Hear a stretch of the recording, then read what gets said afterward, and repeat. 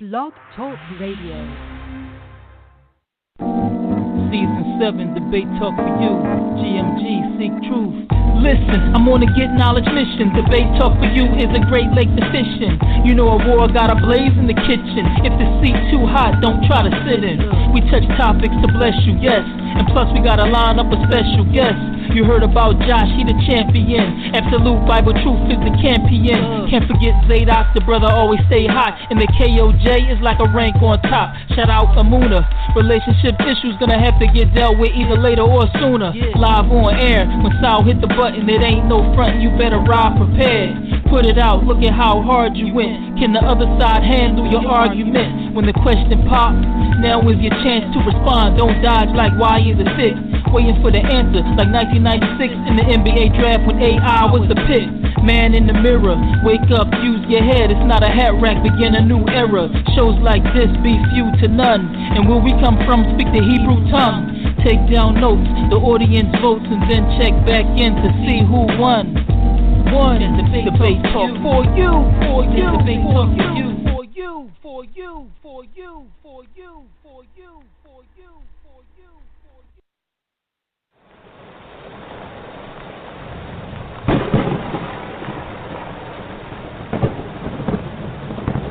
Study to show thyself approved. You're now listening to Debate Talk Radio.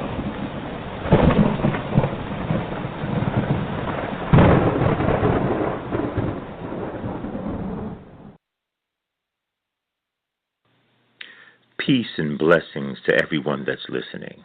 This is Moreh Yakel, the mighty Hebrew, Lion of Judah with Campaign for Biblical Literacy Ministries, walking in the way of my forefathers Abraham, Isaac, and Jacob, observing the Torah, slaying devils, and manifesting the blessing of the Most High. Come by, pay us a visit by going to my website at www.campaignforbiblicalliteracy.com and by going to my YouTube channel at Campaign for Biblical Literacy Ministries. Shalom.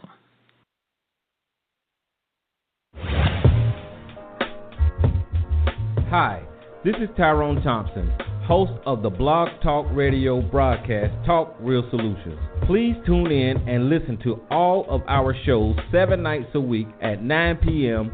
Eastern Standard Time. At Talk Real Solutions, we cover a variety of topics to ensure we speak about what may be needed in our community at any time.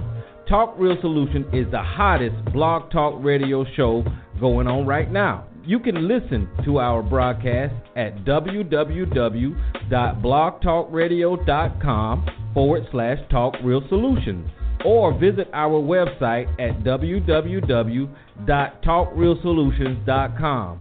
Also like our Facebook page at www.facebook.com/talkrealsolutions. You can call in at any time during the show and add to the conversation and offer your solutions at 1-858-357-8453.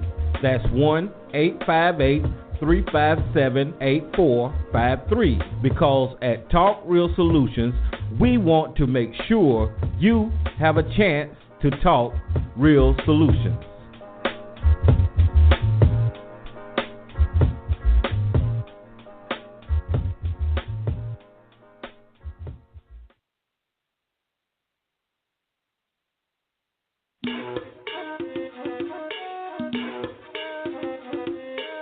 If you need an added push to have your products heard by 1,000 listeners out there, come advertise on Debate Talk Radio.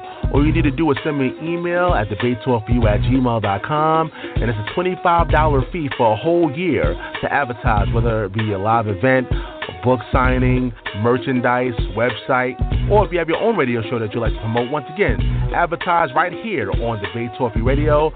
Take advantage of the low fee. Trust me, no one else will give you such a low fee to advertise via worldwide radio. So once again, send me an email at debatetalkforyou@gmail.com for more details.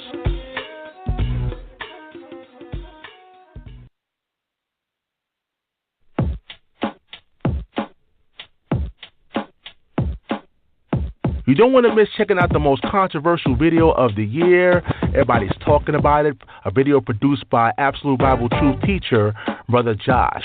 The video is entitled, Is There a Secret Gay Agenda Amongst the Comedic Conscious Groups? Once again, it's one of the most talked about videos right now, and you want to make sure you go check it out. So go to the website, www.absolutebibletruth.com/store. And once you get it, it's an automatic download. You don't have to wait for it to be sent to you in the mail. It's an automatic download. So once again, go check out the video, get it fast, and get it now.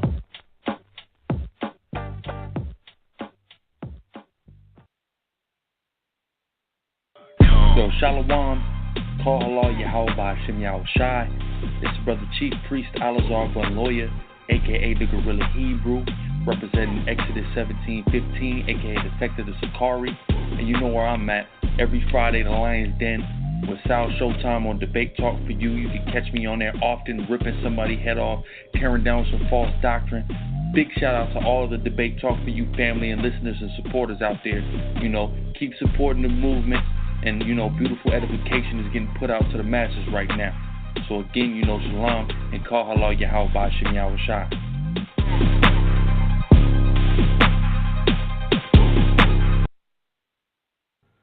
Yo, what up? It's your boy K for 8, representing East New York, Brooklyn. I'm in the building with my man Sal Showtime. He holding it down with the Debate Talk for You radio. Tune in every Monday through Friday, 8 p.m. Eastern. Also, check out that late nights and early morning mixtape and that Black Hoodie-ish mixtape. It's your boy K for H, and you're now listening to Debate Talk for You radio. Certified, stamped it, approved it.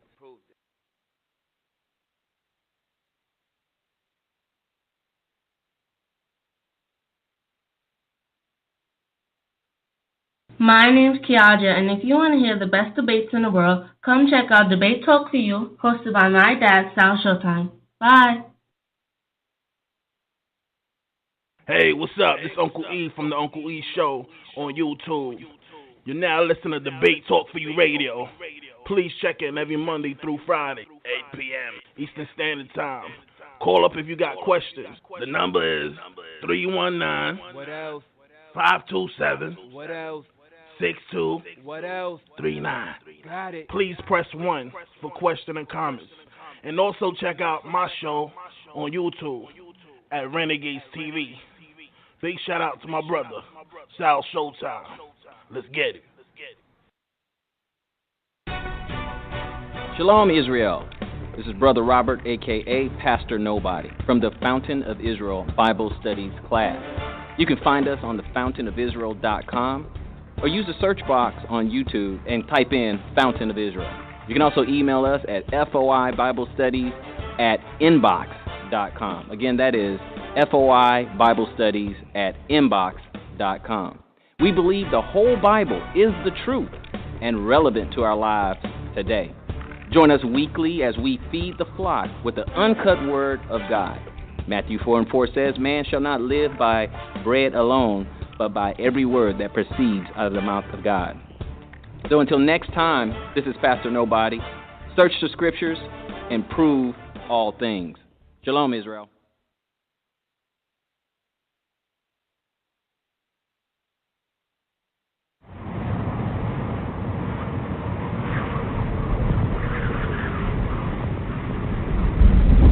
That's our popular demand. You're now listening to Debate Talk for You radio.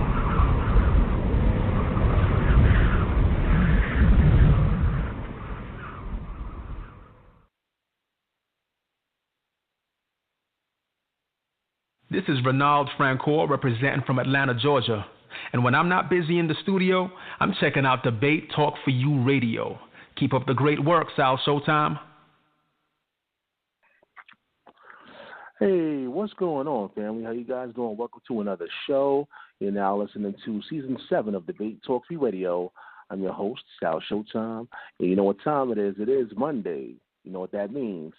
The Relationship Challenge is back.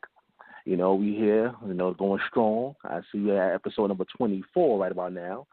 For those new listeners out there that never heard of the Relationship Challenge, we talk about all things relationships. You know, we add Bible scriptures and, you know, edify the masses with some of the a lot of relationship knowledge. So make sure you go check out the archives. Of course, go to www.blogtalkradio.com/debate talk for you. Check out the archives. We have a mixed panel along with our home panelists, things of that nature, special guests. So I'm pretty sure you're going to definitely enjoy the show and check out the archives. But let's just get this thing started. Today's show is entitled Silencing Eve. Should women just sit down and shut up? Once again, title of this show, Silencing Eve. Should women just sit down and shut up? I know it may sound, kind of crazy coming from my voice, right? But now we're just going to jump into the topic, though, and, get it all started. And actually the host of the show, for those who are new, is the most hardest working woman out there. You see her on social media. She got her book out there, a lot of things going on, and we call her the first lady of the Debate Talk for You. If you're out there, you got to press number 1, though. Press number 1, if you're out there, so I can bring you in. She definitely created this platform. This is Emunah Israel. Welcome to the show. Thank you for having me, Brother Sal. Praise be to the Most High, the Holy One. Yeah, definitely putting in that work. But yes, the 4th episode of the Relationship Challenge. So I want to thank everyone who continues to tune in, as well as those who listen to the replay. Feel free to share it. One of the things about, and we're going to bring in the other guests, one of the things about when we talk about relationships is that we want quick fixes, And I noticed that that's problematic. If we have information out there that tells you all you got to do is sprinkle a little fairy dust and it'll be all good, we'll buy it. But when we're talking about actually being real with each other, bringing out the issues that plague us and looking at practical solutions of navigating our way around it, now all of a sudden, there might be something wrong. I'm not too sure. So definitely, if you're one of those who are out there who has a lot of complaints and wondering what can be done in this area, one of those things is opening up the lines of communication with honesty. So definitely for those who see the value, I want to thank you. And for those who may see the value down the road, I'm going to thank you from now till then. So with that said, Brother Sal, let's check on and see what's going on with the other guests who are on the panel. Does anybody else have their hand up? Sister Mayanah? Yeah, so let's bring the team in. First of all, we got to start with the home team. As usual, the home team they're here each and every week. Let's bring them in. First one up, of course, we're going to bring in my brother, Ahwar Da Swordsman. Welcome to the show. Hey, shalom, Sal, and my sister Emunah. How y'all doing? All praise to the Most High and the Lamb. It's people so dark like a bird in the furnace. Thanks to the Most High for being here again. And tune in tomorrow night, the night of fire. We going in deep. Oh, no doubt. Make sure you tune into the Night of Fire on Tuesday. Let's go to the next home panelist. Like I said, they're here each and every Monday that we do this. Every other Monday we do this. They're always here, and we definitely appreciate them for bringing their knowledge and information. Again, this is another one of my hardest working women out there, and if you need some excellent work done on your flyers, I'm going to keep on saying that. Support black business. This is the person to go to. She does all the Debate Talk for You flyers, and a lot of people have been loving it. And we also love the worker over here on this side. So make sure you go check her out. This is Mayanah Johnson. Welcome to the show. Hey, shalom, everybody. Praise to the Most High Creator. Just a quick kind of edit on that. For the debate flyers, I do every other flyer. Some of the flyers are done by Emunah, so credit for good work where credit is due. This one was done by me. The next one is done by me, but the one that will come following that will be done by Emunah. That's the rotation. So I just wanted to give proper credit there. Other than that, as the hosts have said already, the topic is going to be about silencing Eve and the problems that we are facing right now. Has a lot to do with the fact that we're not balanced out there in our conversation and the way that we are balancing our contributions and our responsibilities and our accountability out there. So this is why this conversation is important. As Sal said, I do a lot in terms of being in the trenches. I see a lot. I speak to a lot of the sisters. I'm privileged in that the sisters confide in me and share those concerns with me so that we can have these community conversations here on the air. And so we have invited plenty of people to come and speak their narratives so that the healing process can begin. And I think we're going to talk about why we are so far away from the healing process as we right now, even though the symptoms are clear. The healing is still at a distance. It's supposed to come out in spring. I say it's supposed to because, like I said, I've been spending a lot of time in the trenches, and I'm trying very diligently not to push the release date back. So it's still potentially going to be in the spring of 2017, and it'll be about how the proper steps for women to come into the truth and how we are to navigate this the culture once we're here. So, without further ado, I'll use the mic so we can have the conversation begin. Once again, it's an honor and a pleasure to have you on the panel. Once again, as usual. And we got hard-work women on Debate Talk for you. They do their thing. You know what I'm saying? And Emunah, don't you got like a book out there or something like that? Let people know what's going on with you, Emunah. Definitely. It's all about, like Sister Mayanah said, the healing. You know what I'm saying? That's my song, my healing song. So the book that was just released is Solonomics 101, a do-it-yourself guide for self-improvement. And basically it's about the steps that I took personally on this journey over the last 19 years to come to the space where I can basically, or have had the ability to begin to work and on my own self and get rid of some of the things that are hindering or were hindering me along my path.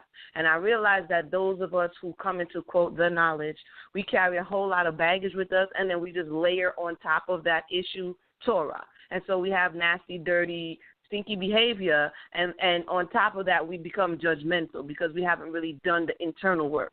And so these are some of the things from day to day that one will see. I do have a course for a limited time.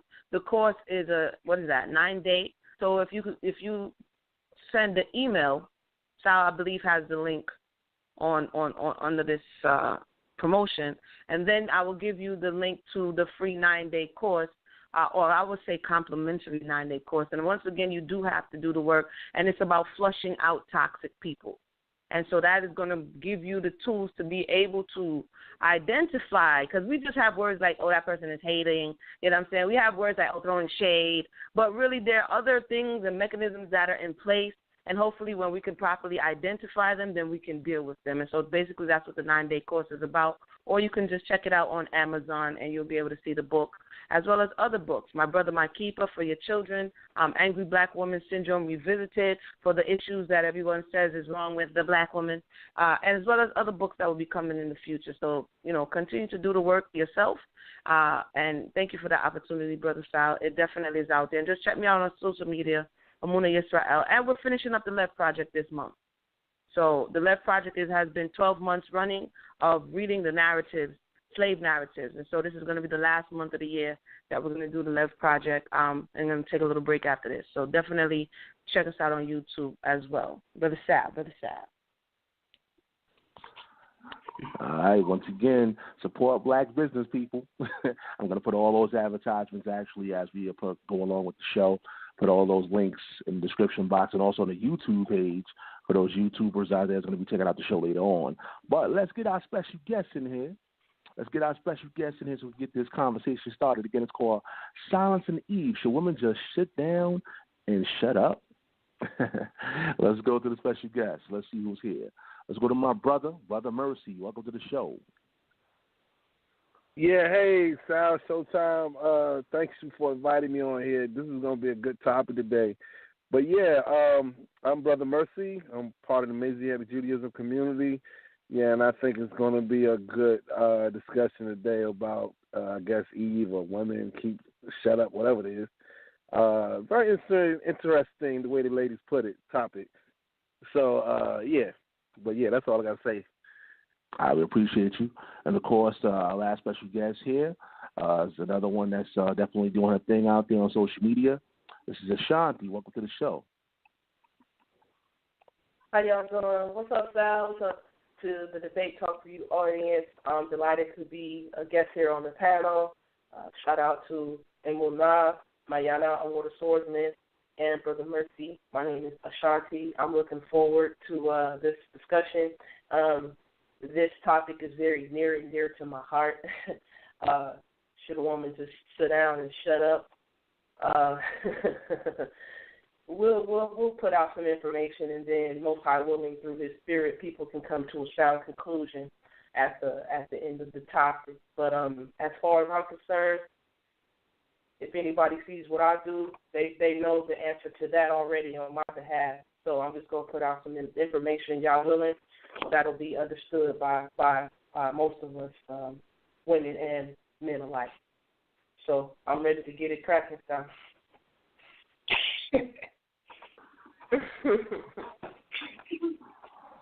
All right, so let's get this thing started.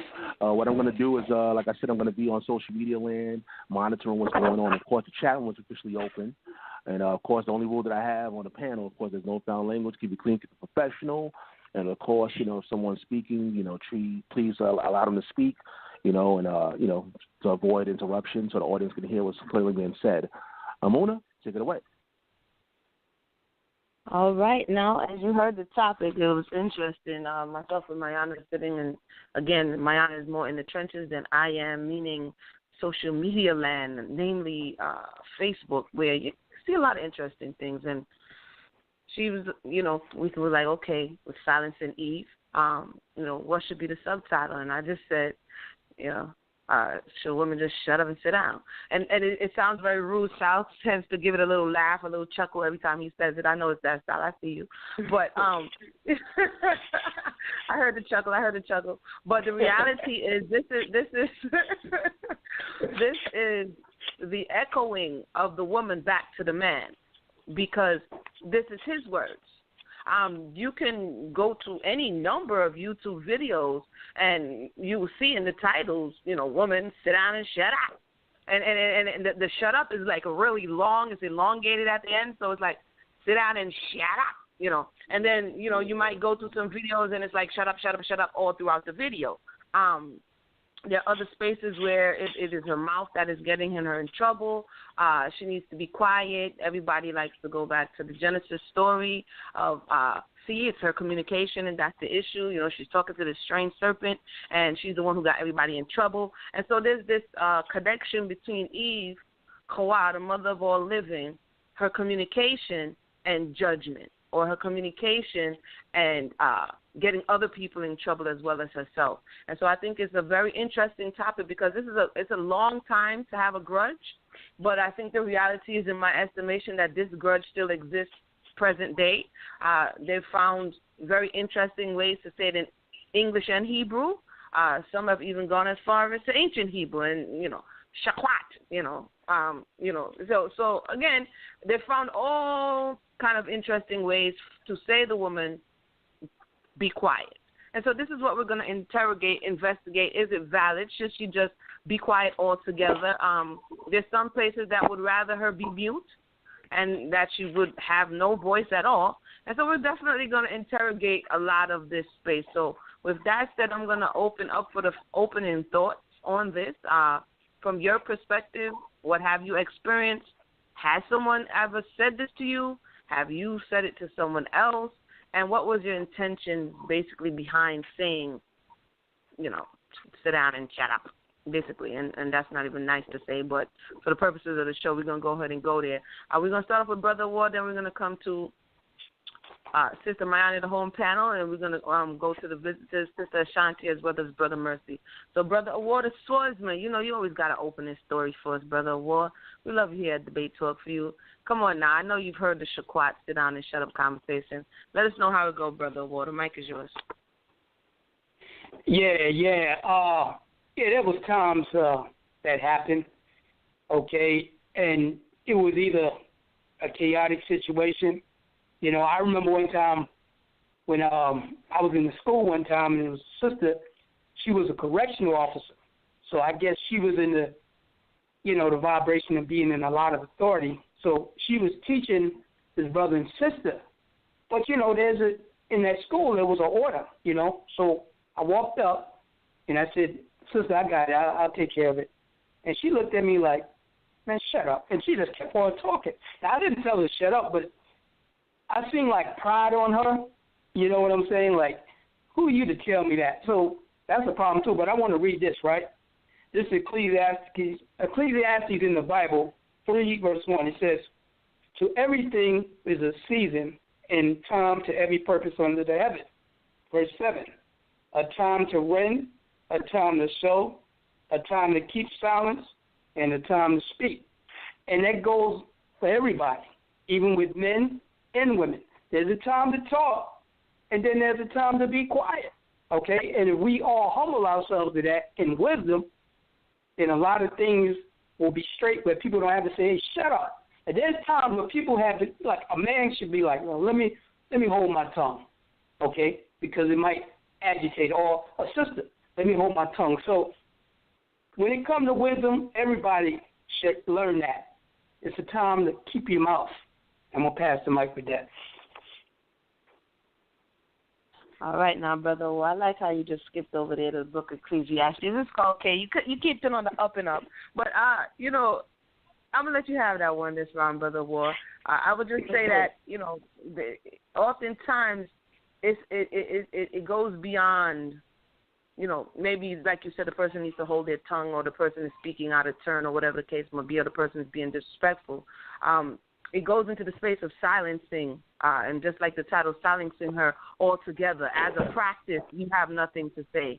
As a practice, you don't have an opinion until I give you one, that type of thing. But I definitely understand the precept that you just put out of the book of Ecclesiastes. But we're going to come back to your grandbrother War. Sister Mayanah, I know you're sitting over there in the cut. Let us know about silencing Eve, Sister Mayanah. Give us a little bit more information on why you thought this was an important topic.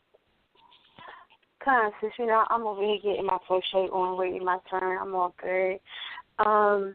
Yeah, absolutely. While being in the churches and being in this culture, studying this culture for over 2 decades, I've for certain come across this particular language in person, on social media, secondhand and firsthand.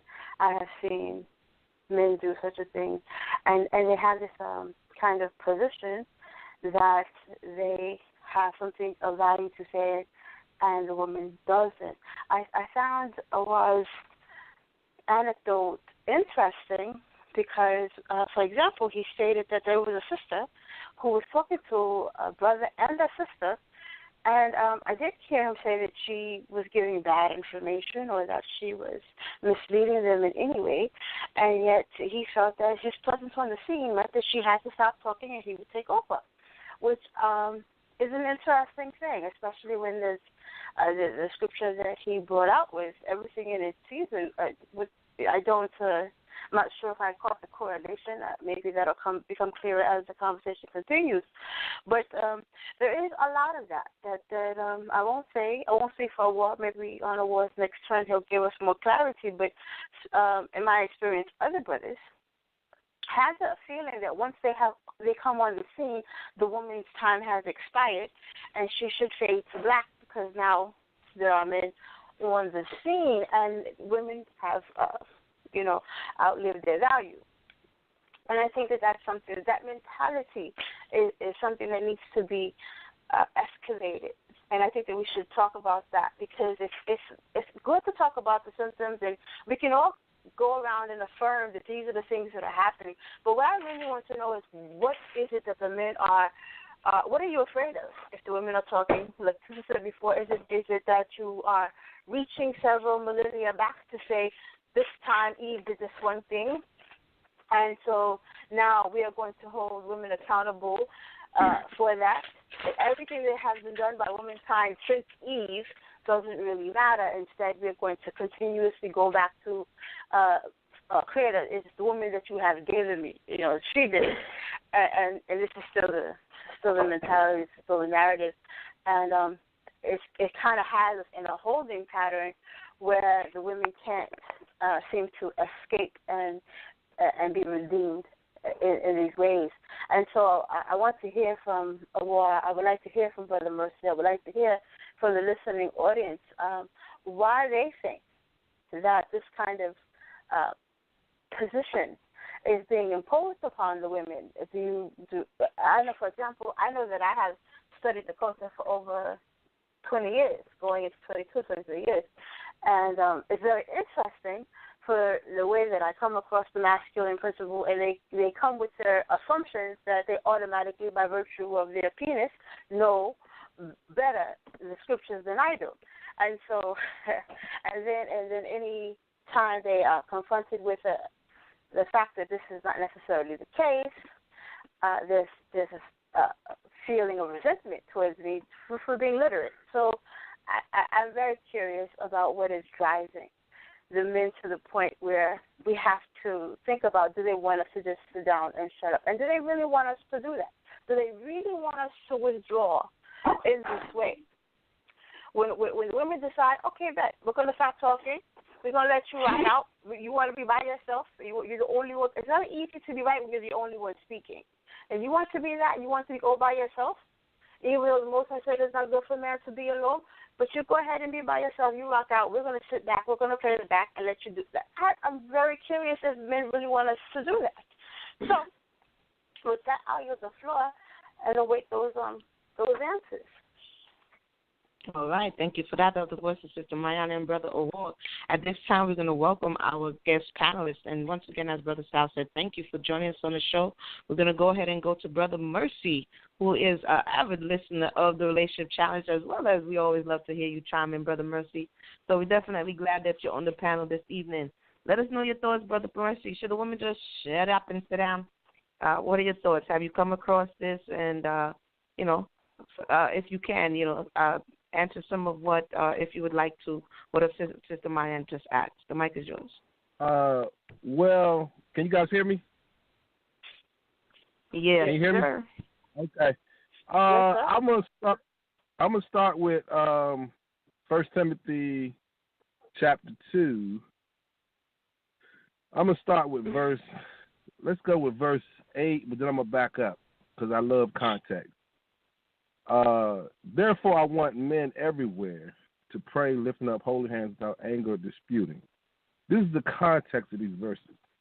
Men should not argue with each other or dispute. Then he says, I want also women to dress modestly with decency and propriety, adorn themselves not with elaborate hairstyles of gold or pearls or expensive clothes, but with good deeds appropriate women who profess to worship God. Women should learn in quietness and full submission, and not permit women to teach or to assume authority over man. She must be quiet. Why? Because for Adam was formed first, then Eve, and Adam was not the one deceived. The woman was deceived and became a sinner. But one will be saved through childbirth, continuing faith, love, and holiness with propriety. Now, I said all that. Now I'm going to give a little context of why this whole thing was said. And we start in verse 1. I love verse 1. I urge that, first of all, that petitions, prayer, intercession, thanksgiving be made for all people, for kings, and all those in authority, that we may live peaceful and quiet lives in all godliness and holiness. This is good and please God our Savior. So this is the thing. We should live peaceful and quiet lives in all godliness. And what I like about that is because the brothers on the street do not represent this. They do not represent quiet lives. See, when they preach on the street, they so loud and they so arrogant, but they don't represent this quietness. So in order for you to teach something or for you to model, I'm a teacher, so I know this. In order for you to tell somebody to shut up, you have to model what shut up looks like. So the thing is, the men have to learn how to listen. Then their women will listen to them. But we have to model what listening looks like, and a lot of us don't listen. So that's why we got the women loud or whatever the case may be. But to me, I think, to be honest with you, should she just shut up and sit down? Well, that all depends on what she's saying. And that all depends on what he's saying. If somebody's saying something stupid, I want them to shut up and sit down. If they're saying something intelligent, then I would like to hear them speak. That's the common rule that I have. Now, I don't think that's limited to just women. I think you can pin that rule across the board. But I don't think the answer is just one-tiered answer as if the women just shut up and that's going to solve our problems. I think the men has to model what shut up looks like. And once the men shut up and go home and raise their families, then maybe the women won't have so much to talk about. But that's just my opinion. Woo! All right, that was the voice of Brother Murphy. Wow, that was his opening statement. I had so much to say in response to that because it was interesting that you went to, I believe it was the book of First Timothy, which is a lot of Messianic thought processes where they go to that scripture to substantiate, the shut up and sit down conversation. So it's interesting that you brought that up. As I come to Sister Ashanti, but I wanted to ask, and I think that what you said as regard to modeling a behavior, and oftentimes the woman is just reflecting to the man what he's given out there. But what do you say to those who don't subscribe to women should learn in silence? Are there any precepts outside of the New Testament that substantiate this thought, or is this just the thought of the what do you call them, disciples or those who were purporting to represent the Messiah's thought? Like, can you see that mentality outside of the New Testament is what I'm asking, basically. I do. Oh, I'm sorry. Are you on me or somebody else? I'm sorry. No, go ahead, Brother Mercy. Then I'm going to come to Sister Ashanti. Go ahead. Okay. I would say that, I see it throughout the scriptures. Godly people living quiet lives. I see that. If you see Moses, when the children of Israel were in slavery, Moses didn't go to Pharaoh saying, "Oh man, you mistreating our people, man. Y'all some racists and all that." No, he wasn't like that. He wasn't on the street talking about, "I hate the white man." No, he did it in a professional way. And if you look at Moses' life, you don't hear his wife all being all loud and disrespectful. You don't even see that in the Old Testament because men handled their business. So therefore, when men get their stuff together, the women will not say as much because, see, let me tell you why. Because, see, the thing is, you got to know what to say when you say something. And I think that's what's missing. People just say anything, but what they're saying has no reference. It has no benefit. And I think that what the Paul's point was this, that because remember I read the first couple of verses where he says we all should be peaceful and quiet. So he's talking about everybody. Because see, the thing is, if the men are peaceful and not disputing, because that's what the men on the streets do, they dispute. If men don't dispute, then because see, it ain't about getting the women straight. That's not what it's about. It's about getting the men straight. Once the men get straight, everything falls in line. That's just my opinion.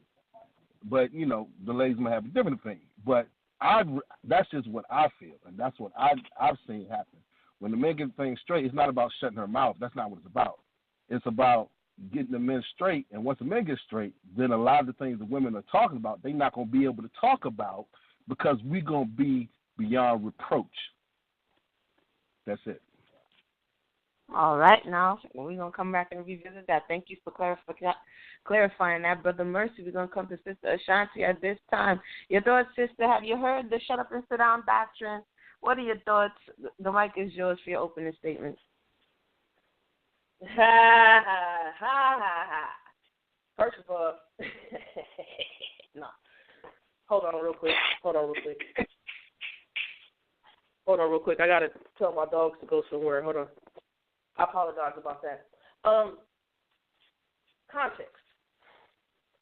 Let's look at the definition of context from the dictionary. It says the circumstances that form the setting for an event, statement, or idea, and in terms of which it can be fully understood and assessed.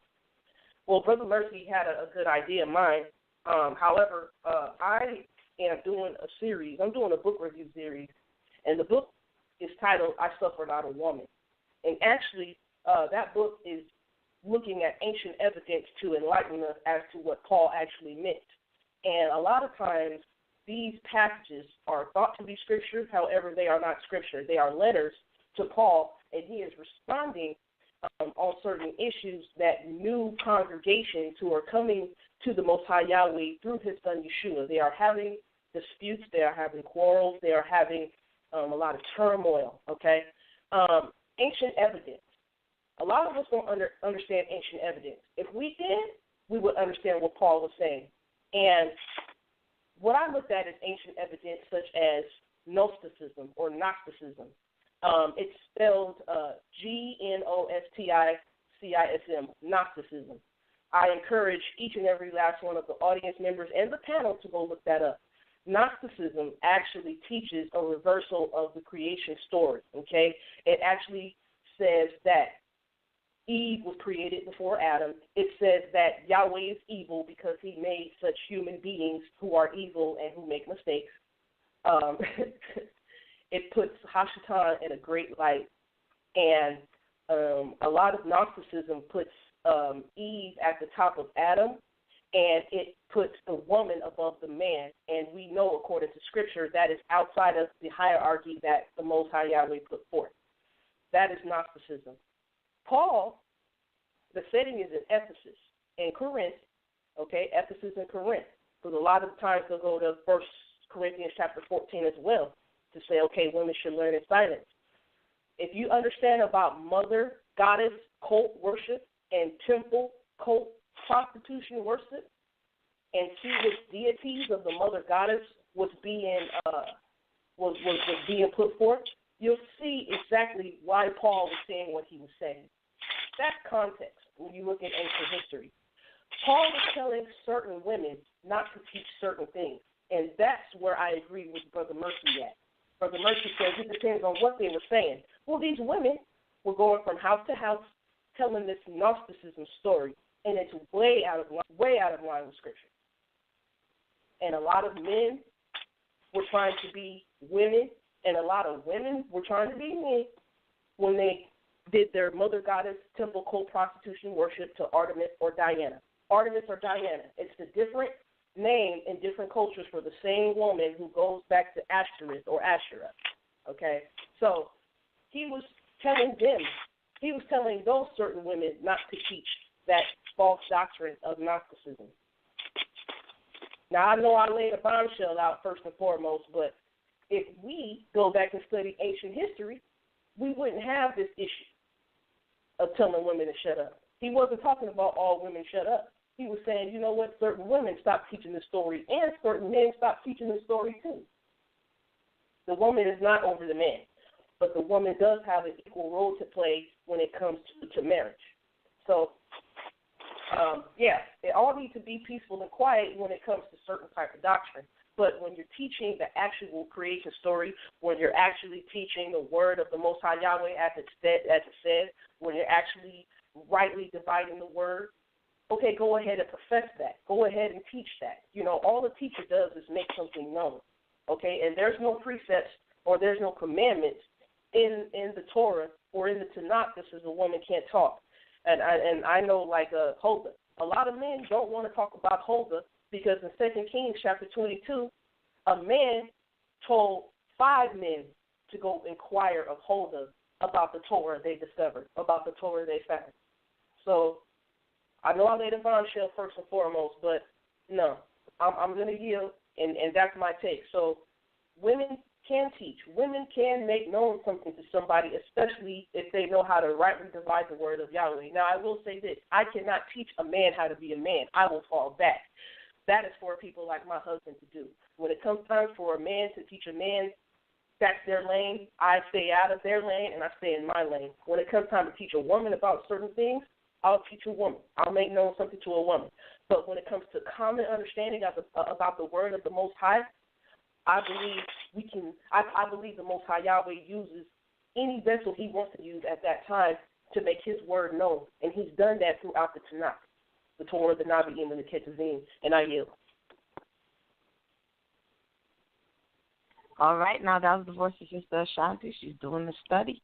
And again, she brought forth a lot of contextual understanding, some of which oftentimes is missing. So I want to definitely thank you for that, because this thought process that we're just going to take up the text and, you know, we're just going to go ahead and dive on in, you know what I mean, and we're just going to extract whatever it is we want, and we're going to not have a certain view. And this is where all of these varying thoughts, trends, and ideologies and reasons to fight come from, because some of us want to excavate and some of us want to lean on our own understanding. So hopefully that was able to shed some clarity on some of the scripture that just came forward.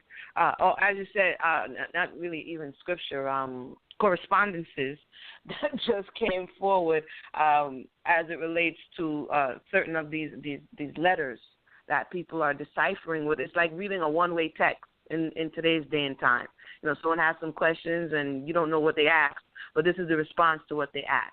And this is kind of what needs to be also prefaced as people, we do the same thing. We go to Proverbs, we go to Psalms, and we say the word of the Most High. Where clearly Solomon said, well, look, I wrote it.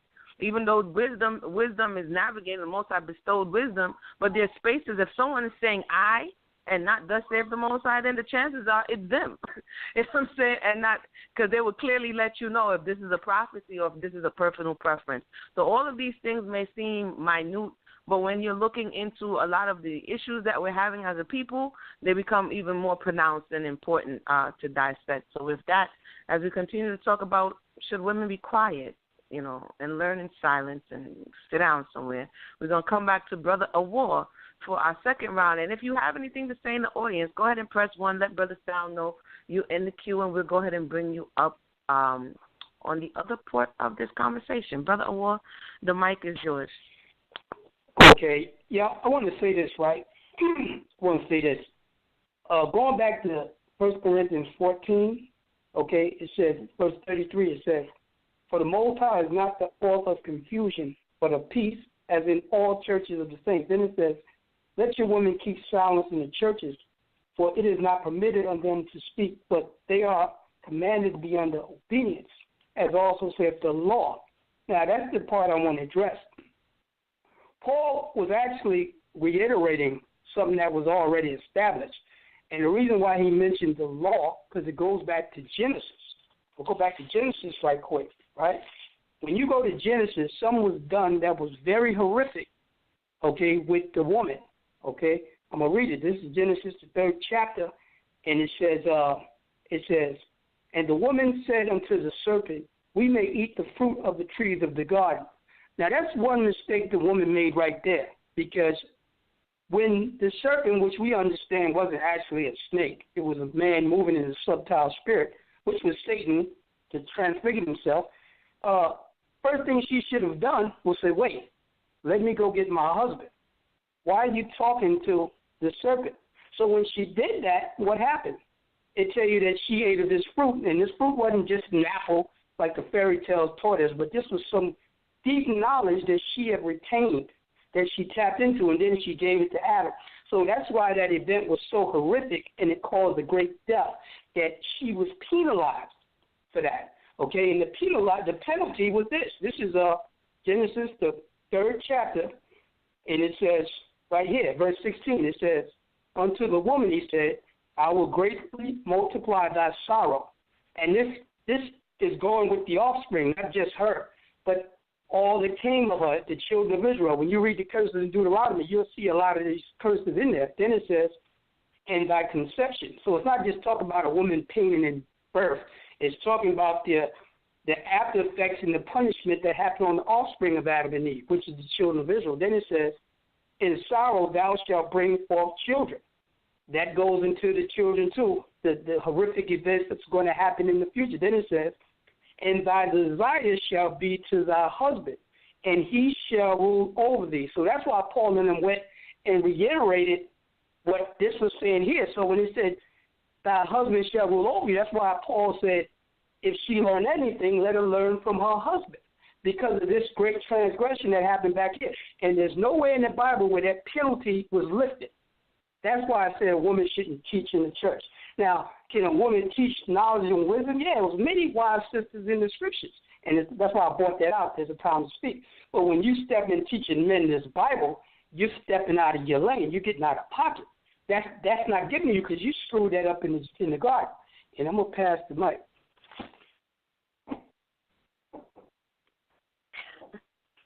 All right, now that's Brother Ahwar turning it up another notch on the conversation, man. Brother Ahwar, every time you come through, I got questions. Like, Brother Ahwar, there's some things that come into play that weren't there, and man kind of adopted, like the concept of church. Like, would one say that this concept of learning in church and synagogue wasn't the established way of learning? Would you say that? Because the conversation and the issues that are coming up in this church setting, they're not necessarily in the law because the whole church setting is not in the law to a certain degree. That's right. Would you say that, Brother Warren? Well, when it said the church, it wasn't talking about like we think as far as these buildings. The church was, I forget where it's at. It's in Acts. Where it tell you the church was the people, the children of Israel. That was the church. That's what it was. It wasn't talking about these buildings. The people. It tell you that. So to translate, she shouldn't talk amongst, because you just did, if the church is the people, I'm not trying to be funny, I'm going to come to Sister Mayanah. If the church is the people, and then you said that she could amongst the people, but then she can't speak at the church, and the church is the people, then wouldn't that mean she can't speak amongst the people either? No, like, is it a certain specific setting? You do understand what I'm saying? Right. Like, how does that work? No. Well, that's why going to Proverbs, right? Let me get that. When it says the church, meaning teaching people, the men always handle that. Okay, that's why they had elders at the gate, and then when men went off, there were certain women that stepped in the position to do that, but they had men guiding them. But no, when it says a woman shut up, like that's why I brought that scripture out in Ecclesiastes. No, there was times that women put forth wisdom. Okay. Put forth wisdom, and it was a time to utilize their wisdom. It's time that they have to speak. But as far as teaching the people and being over the judgments and executing judgments and doing the man stuff like that and being the priest, that's not a woman's place. That's not her position. She's not created for that. That's all I'm saying. All right, we're gonna come back to you, Brother Award. We're gonna come back to you. Thank you for taking your time to go into that space for me. Sister Mayanah, the mic is yours at this point. Okay, thank you. Actually, I want to comment on what Award has said. It's very interesting. It's kind of emblematic of the kind of thought that's out there. So I'm glad that it was said on the air. Speaking to Genesis, like there's this idea, because the question was, what law is Paul referring to? And it's always go back to Genesis, and in Genesis there's plenty of judgment, and not once does it say she can't talk anywhere or she has to sit down and shut up. The question is she allowed to speak? Her judgment doesn't say anything about, no, now you cannot speak. What it says is your desire will be to your husband, your desire, which is number one, she will want to do this thing. Your desire will be to your husband, and he will rule over you. It does not say that she's not allowed to speak in any case. Because and if you were to go into the Hebrew, and I understand not everybody does this, but if you were to go into the Hebrew, it says he will rule in you and not over you. It's different. It's quite different. That in and over makes a difference. Because it starts off with the desire. So that means that she is from internally, she wants to do this. And that he is inside of her. And so she is going to build on what she feels for him and do it willingly. He's not anywhere ruling above her and forcing subjugation on her, imposing limitations on her. She is choosing to follow him willfully, and he is a part of her in this way. Another sister described this very beautifully. I think it was Ashanti that described it before about, I think it was in the previous show, we went over this, that she described the fact that her husband inspires the kind of loyalty through his leadership, but he doesn't even have to request it. She wants to reciprocate for him everything that he has shown for her. And so the following comes intuitively for her. So that is what was being described in Genesis, which you have all over the writings of the Common Era. All of these epistles and letters and correspondence, they are prevalent with examples of women doing exactly what people suppose Paul is saying they cannot do. He makes deliberate efforts to send greetings to people he say are in the work with him, and he names women. He sends women out to do all kinds of things, He calls one of them a minister that she's going to, one of them, it's Phoebe, I believe, that has to go and to the home that she's accepted into. He tells the host there to do whatever he can to help her, putting her above the recipient of the letter.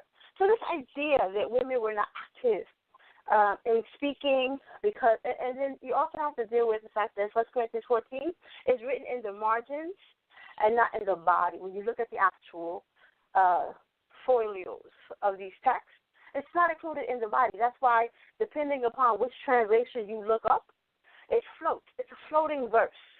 That chapter 14, verse blah, blah, it floats. Why? Because it was never in the original body. It was written on the margins. Feel free to look that up. So everybody is plucking that verse out of clear blue nowhere. It was in the margins. It was never part of Paul's original thought anyway. So we cannot do that anymore. This idea that it's a law, with a law yet, where the women are to not speak or not speak to men. I don't know what manner of precious soil men believe they were made from, that they can't be spoken to by the women or taught anything.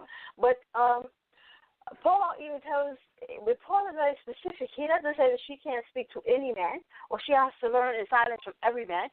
It's that she's not going to engage in a back and forth with her husband. But this is a fleet of unmarried women. Who are they under? Who are they not allowed to talk to? What are we talking about? It's like when Emunah made the question, okay, so on the one hand, she could talk to the people, but not really the people, because the people are the church, and the church, listen, Emunah is correct. The way the church is being organized in the Common Era in no way resembles what the congregations look like in the Old Testament times, and in the original Testament times. In the original Testament times, women were not walking around vacuous, waiting for some man to come and fill their thoughts with righteousness. By the time a woman was old enough to go into her husband's household, she would have heard full Torah at least twice in her lifetime. Her husband was not teaching her these things. This is very religious. And that's what we were asking. Is this coming out of somewhere other than the New Testament? Because this New Testament idea has sounding, or those who are using this thought, sounding extremely religious. They sound coming out of these churches because the Hebrew text does not say any of these things at all. When I want to say it was Joshua, there was a period of time where the men had gone out and encountered one of the women in another city, and they were causing a ruckus. I'll look up the verse and provide it for you a little bit later. But the woman said, okay, why are you here? Why are you making all of this noise? I believe they said they're coming on behalf of Joshua. I'll give you clarity on that in a while. She said, oh, yeah? Have him come to me.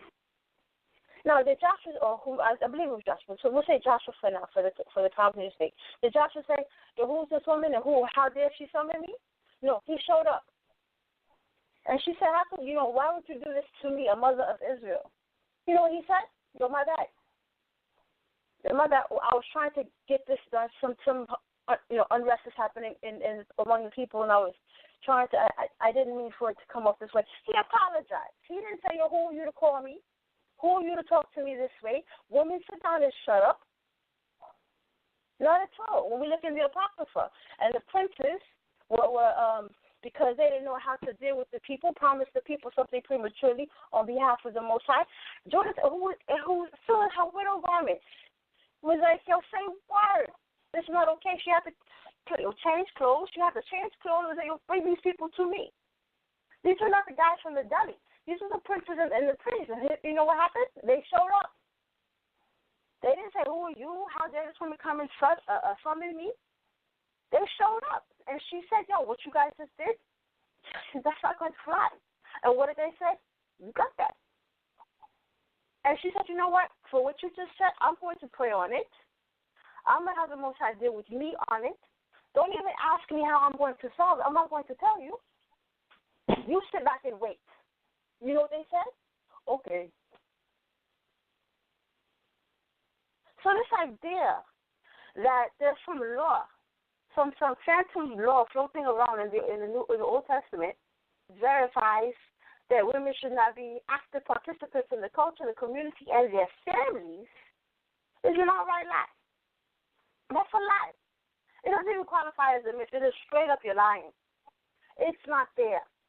Women in their households, in their families, in their marriages, there is an order. No one will dispute that. The man is the final say in his household. No one will dispute that. But when it comes to the business of the Most High, his children are the. He did not say, "I give this to the man as a man alone." This is the work of the people. You forget that we are his daughters. A lot of the time, the men talk about the women in terms of that's my woman. You forget we're his daughter. And well before we were anybody's wife or anybody's Isha, we were his daughter. And we didn't come into your homes not knowing anything. Our fathers taught us. Our mothers taught us. Our aunts taught us. Our big sisters taught us. We came into your house knowing what we were talking about. And then when Brother Mercy said, stop giving, if you don't want to hear us talk, stop giving us so much to talk about. If it's a wisdom cries out, that's what wisdom is not sitting around doing. Basically, if things were cool, I could sit here and finish my crochet. But because I have to have this community conversation, the crochet has to wait. It's my turn to speak. We got to deal on the matter. When it's time for me to go back on mute, I'm going to set a conversation and resume my crochet because that's what wisdom does. Wisdom only cries out when there's something that needs to be said. We're not looking. The idea that women just want to go out there and be in everybody's business and have a whole bunch of things to say. Trust me, we do not. We do not. If there wasn't so much going on, I guarantee you there'd be a lot less talking. But if we have something to say, the Most High already told you it's not good for you to be alone.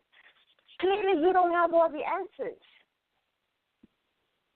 And I think there's a degree of hubris that comes with the welcome package that the men get. So they get a big dose of hubris, and the arrogance touts their ability to have a conversation, like the brother Mercy said, to listen. Now, of course, the men have something to say, and they should speak.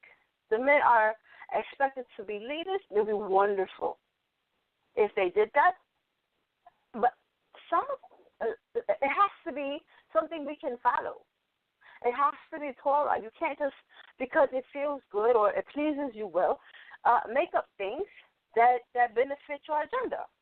Let's silence women because it's too upsetting for me to have to deal with her. Or I don't want to hear her be intelligent because somehow sharing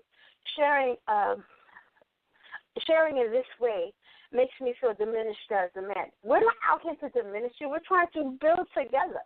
There's a portion where it says that a man and his two daughters rebuilt the wall. I know all these scriptures. I need to give you the verse. But anyway, it's a man and his two daughters. They were rebuilding the wall. The idea that women are not participating in the building and rebuilding, it doesn't make any sense. It's counterintuitive. It's countercultural. It's not supported by anything in our history. Your women have always been participants in this.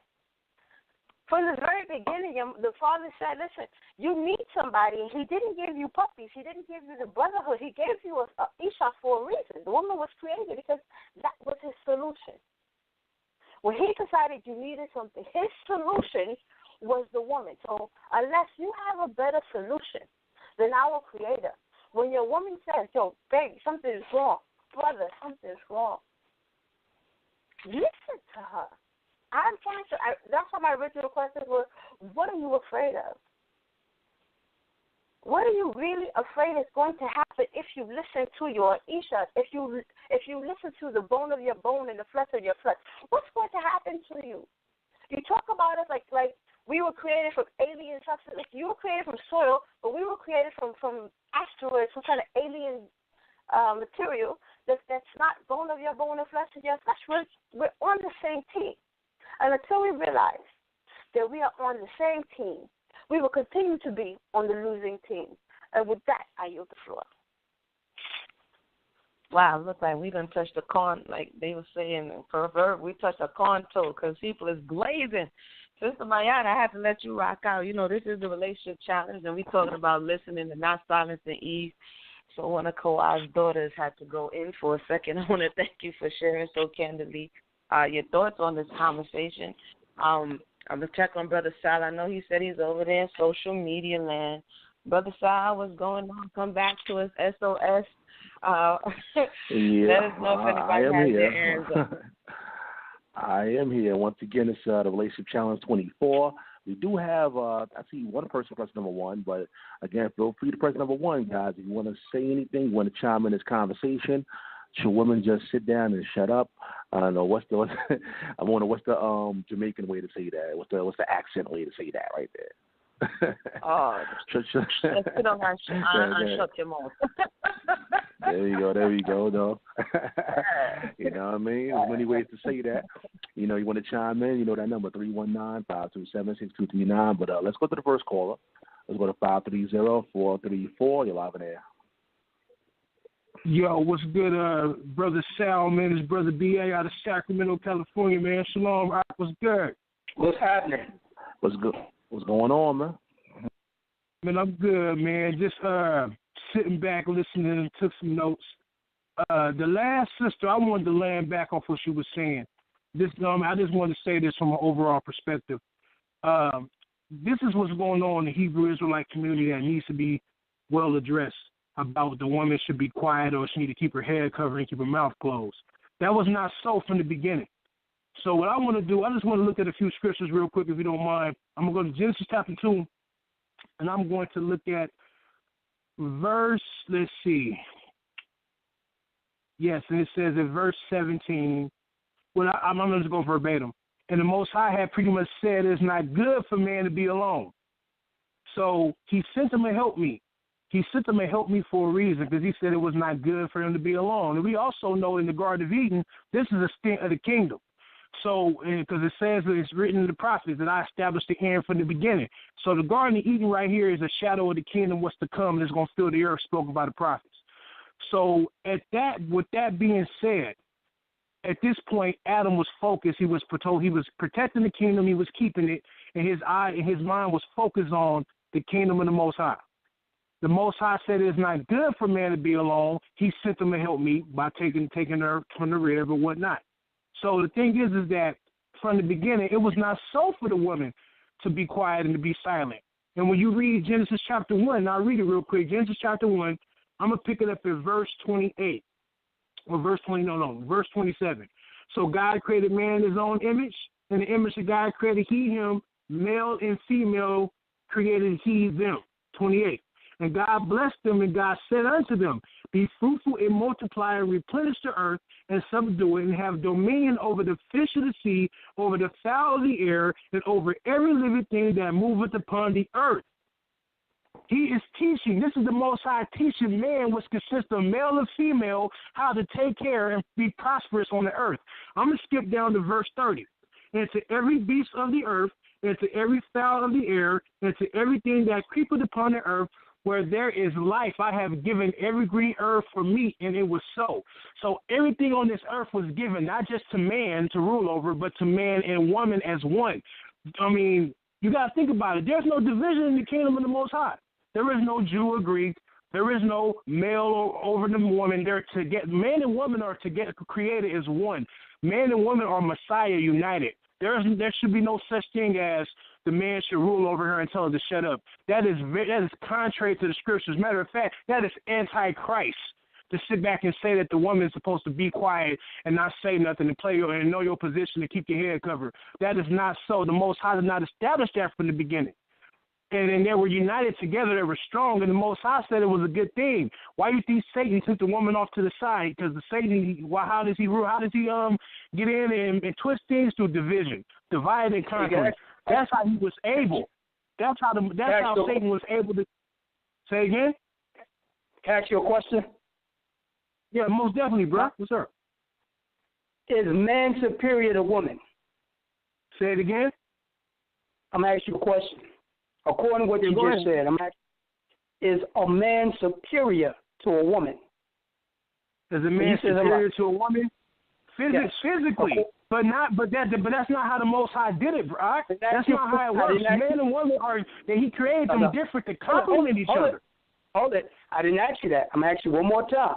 Is man superior to a woman? I didn't say man. I'm asking. Man is not superior to woman. No, basically, man plays this position, woman plays her position. The man is to protect and keep, and the woman is to help me, and she is the deliverer. That's what help me means. She is to deliver the man who protects and keeps her. You don't know the scriptures, bro. Well, you know what, bro? I can say the same thing about you. So where it says in the writings of Paul that people twist to their own discretion, they twist Paul's words to his own destruction, bro, that just don't mean for Christians. That means for Hebrews too, bro. You don't know the scriptures, brother. Trust me. Hold on, let's get the women. Let's get the women involved with this one. Let's get the women involved. Ashanti, you want to address any of that? Go ahead. I sure will. I would like to read Genesis chapter 2, verse 18 from the Hebrew. Vayomer Yahweh Elohim, lo tov heyot ha'adam levado e'eseh lo ezer kenegdo. Ezer kenegdo. If anyone willing out there, and I'm not going to go back and forth with anybody on here because everybody's got their take on things, but y'all willing, if you guys would go back, y'all willing, and look at what Ezer Kenegdo is. Ezer Kenegdo means helper, deliverer, protector in opposition to. Okay, Ezer Kenegdo. There is a website out here. I'm going to give it to you guys. Whoever wants it. It's graceintorah.net. Graceintorah.net. And the headline is Biblical Role of Women. Ezer Kenegdo. Okay? The reason why I will say that a woman can teach is because we're not trying to usurp authority. We're not trying to take over authority of a man. We're not trying to take over a man's position. What I'm trying to do, per se, for me, is to take care of my husband. And to take care of my husband means to make sure I help protect and keep him so that he won't die. And because of the fact that he won't die, he can take care of me, he can take care of his daughter. If you look at what a Ezer Kenegdo is, and if you look at the word Ezer, it means an aid, a help, a guard, and a protector. And in nearly all of his uses in the Tanakh or the scriptures, Ezer is used in reference to the Most High Yahweh, Yod-Heh-Wah-Heh. Okay, the Lord. All right? Look at Exodus 18. If you look at Deuteronomy chapter 33. If you look at Psalms chapter 33. Okay? Now, if you guys could take a look at this, and I don't want to be long-winded on this, but I just want to make a plea for people to go back and study for themselves. Ezer. If you look at the word Eleazar, we say Eleazar, but it's Eleazar. You know what I'm saying? If you look at the references to Ezer, it has a lot of reference to the Most High Yahweh. That's why Brother P.A. was saying the woman is a deliverer. The woman is a helper. A woman is a spiritual guide, a guard, and a protector. Okay, think about this. In the Garden of Eden, in the Garden of Eden or Eden, how do you break down a wall? How do you break down a family structure? Well, you get to the one who's holding up and protecting the boundary. You go to Eve. If you tear down Eve, you tear down everything. And Ahwar said, you know what? Why didn't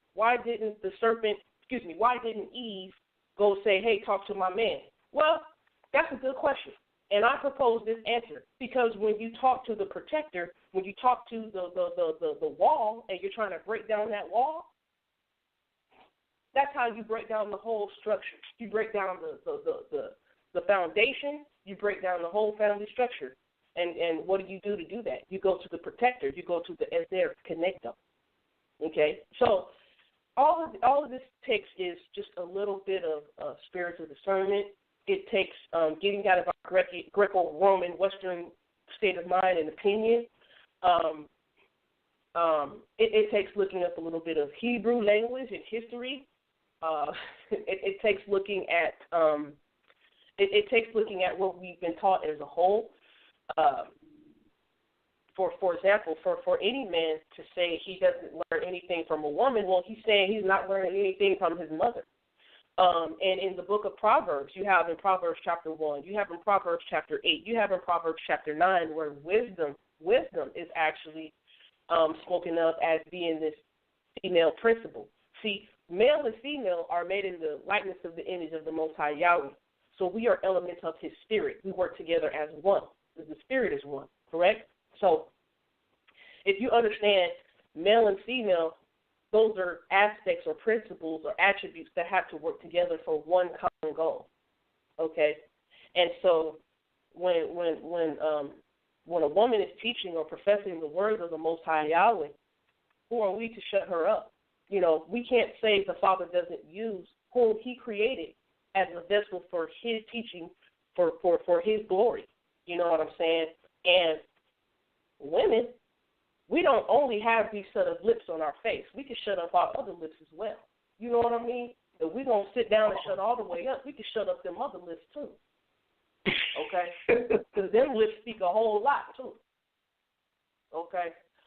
But, those, you know, what I'm saying is, if we're actually expounding on something that'll help the family structure, if we're expounding on something that'll help us as a whole, then that's cool. I know, for example, my husband loves the fact I help him save money because he likes nice things.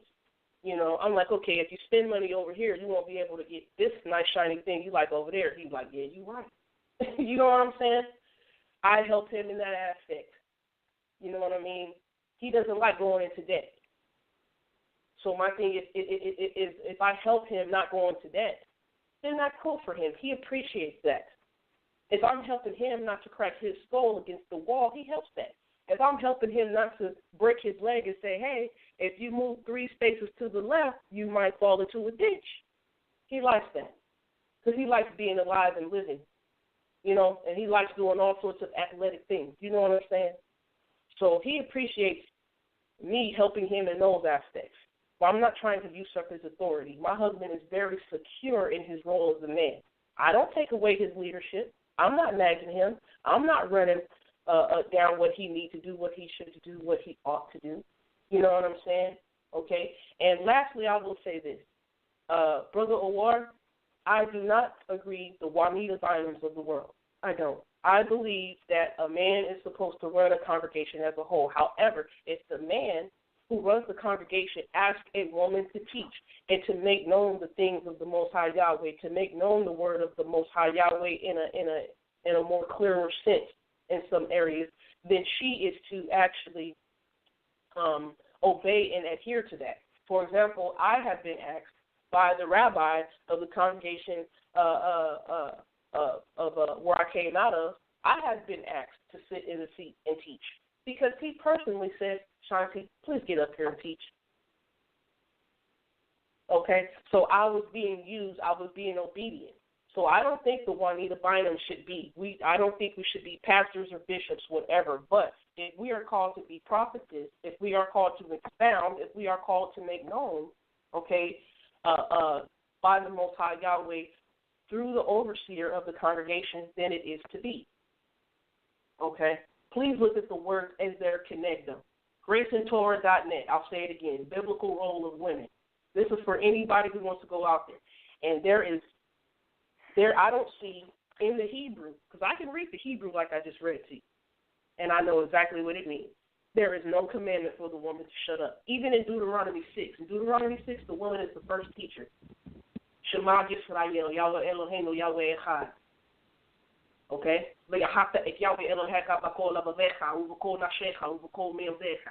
Okay?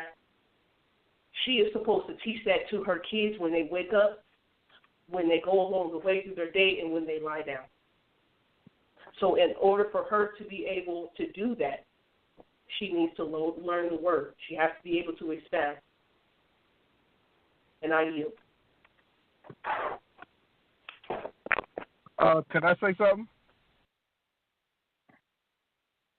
All right.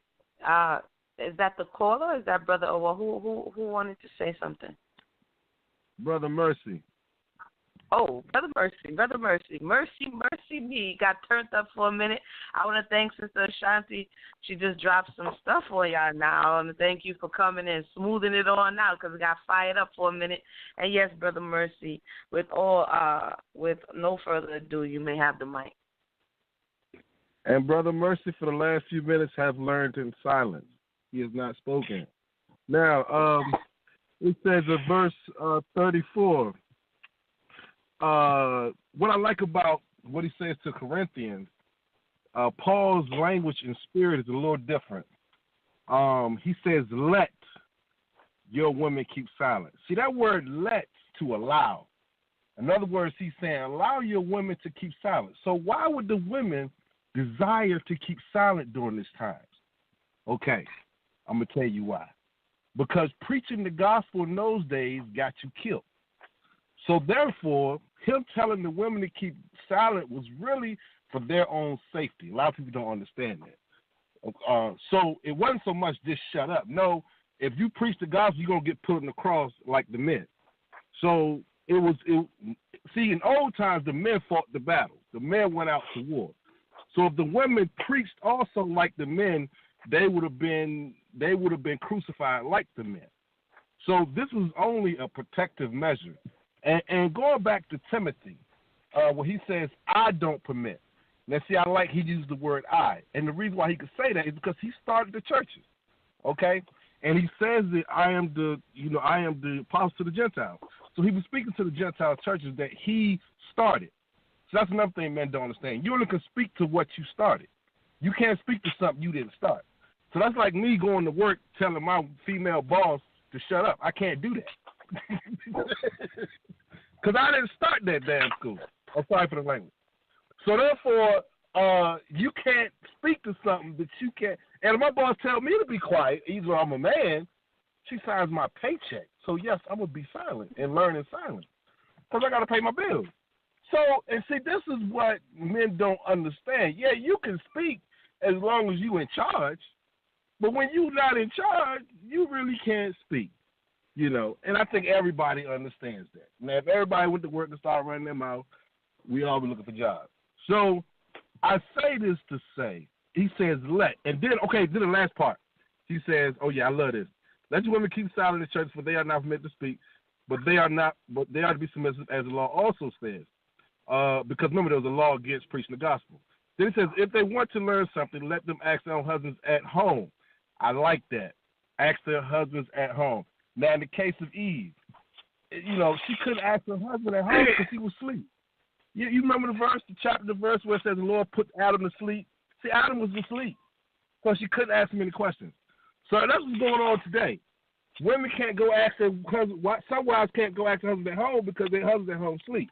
You know, so I say that, and you go back to the beginning, you go back and read the chapter. It never said Adam woke up. The Bible says the Lord put Adam to sleep, and it never said the Lord woke him up. And I've read Genesis' account so many times. I've never seen it.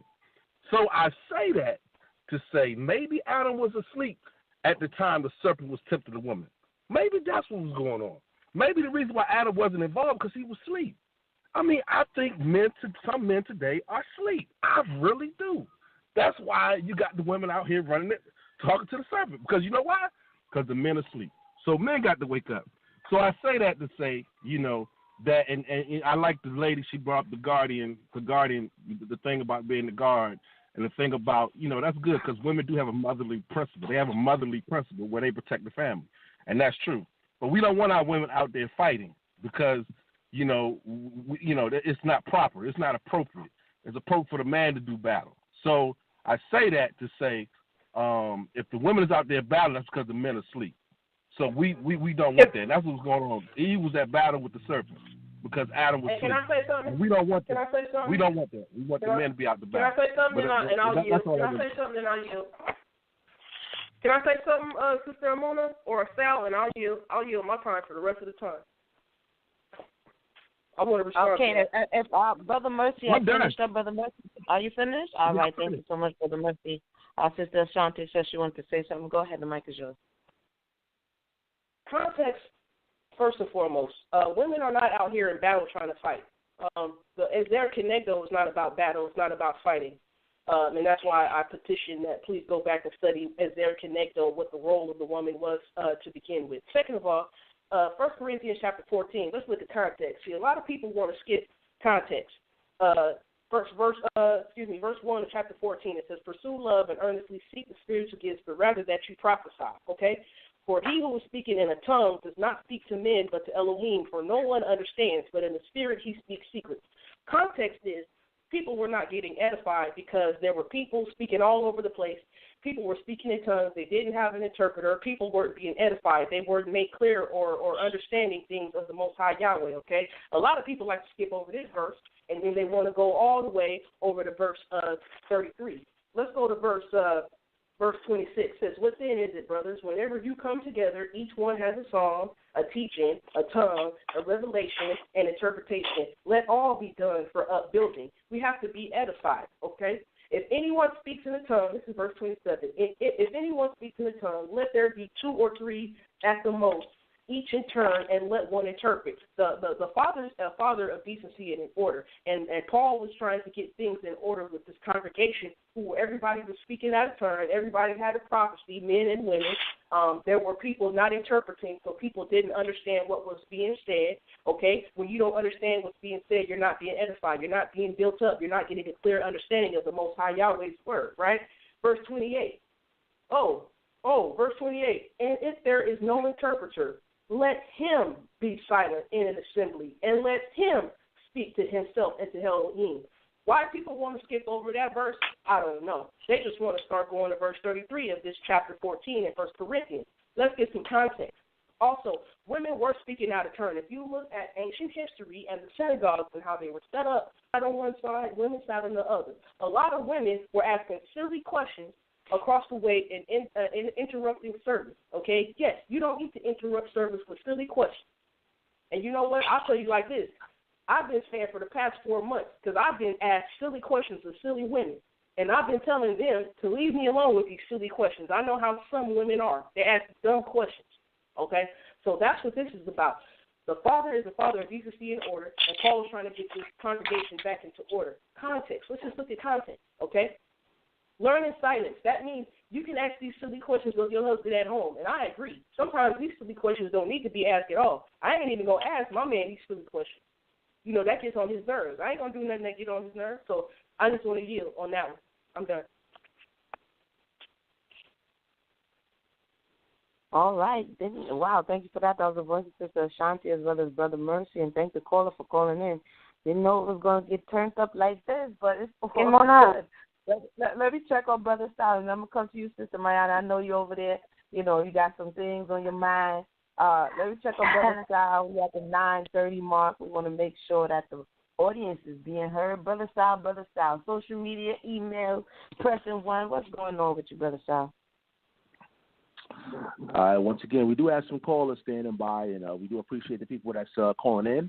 Again, you can call in. The number is 319-527-6239. Calling via phone, calling via Skype. And if you have a question, it's press number 1. And then we'll add you in the conversation. Again, the title of this show, Silence and Eve. Should women just sit down and shut up? Again, you know, if you call in with your questions and your comments, you know that number.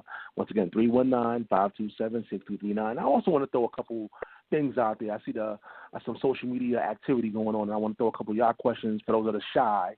Again, y'all could call in, but I'm going to do it for you guys. If you guys don't call in, I'm going to relay some of the questions out there to the panel.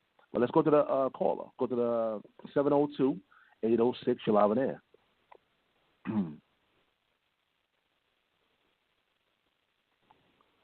702-806. Are you there?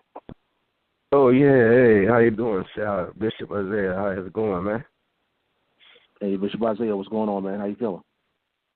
I'm feeling pretty good. You know, weather getting to me a little bit, but other than that, I'm doing all right. The comment I would like to make about the issue with the women, truthfully, a lot of them are out of order. A lot of major problems in relationships as of now. And the reason being because they're out of order. When they start making a little bit more money than the man, they figured they had authority. And they basically, the guy laid down and allowed them to have it. And when it happened, they're so spoiled now, they don't know, you know, the proper time to speak or to input what they're supposed to input or what not. The Most High did that because of the disobedience of the male. So that was the male's punishment. A lot of women are out of order, and the situation is definitely going to change within due time. But I see a lot going on in relationships, and I look at the situation. I say, it's women's out of order. This lady's out of order, and it is what it is. That's all I can basically say on it. It's a sad situation, but they out of order. Because they're too spoiled now, and they don't want to go back to being the woman. Let the man be the king and the woman be the queen. They talk about 50-50. There's no 50-50. Either the man's in charge or the woman's in charge. And as of right now, honestly, Sal, a lot of the women are in charge in relationships now, and it's hurting and it's sad, but it is. But that'll be taken care of in due time, though. And so, with that, I'm going to yield. All right, Emunah, your thoughts? Very interesting. The caller was very interesting. If you're still on the line, so what I'm taking away is that you're, coming to the conclusion that the women are out of order. So, in your estimation, fixing they're out of order? Is it what they're saying, how they're saying it, when they're saying it, or should they just sit down and shut up? What are your thoughts?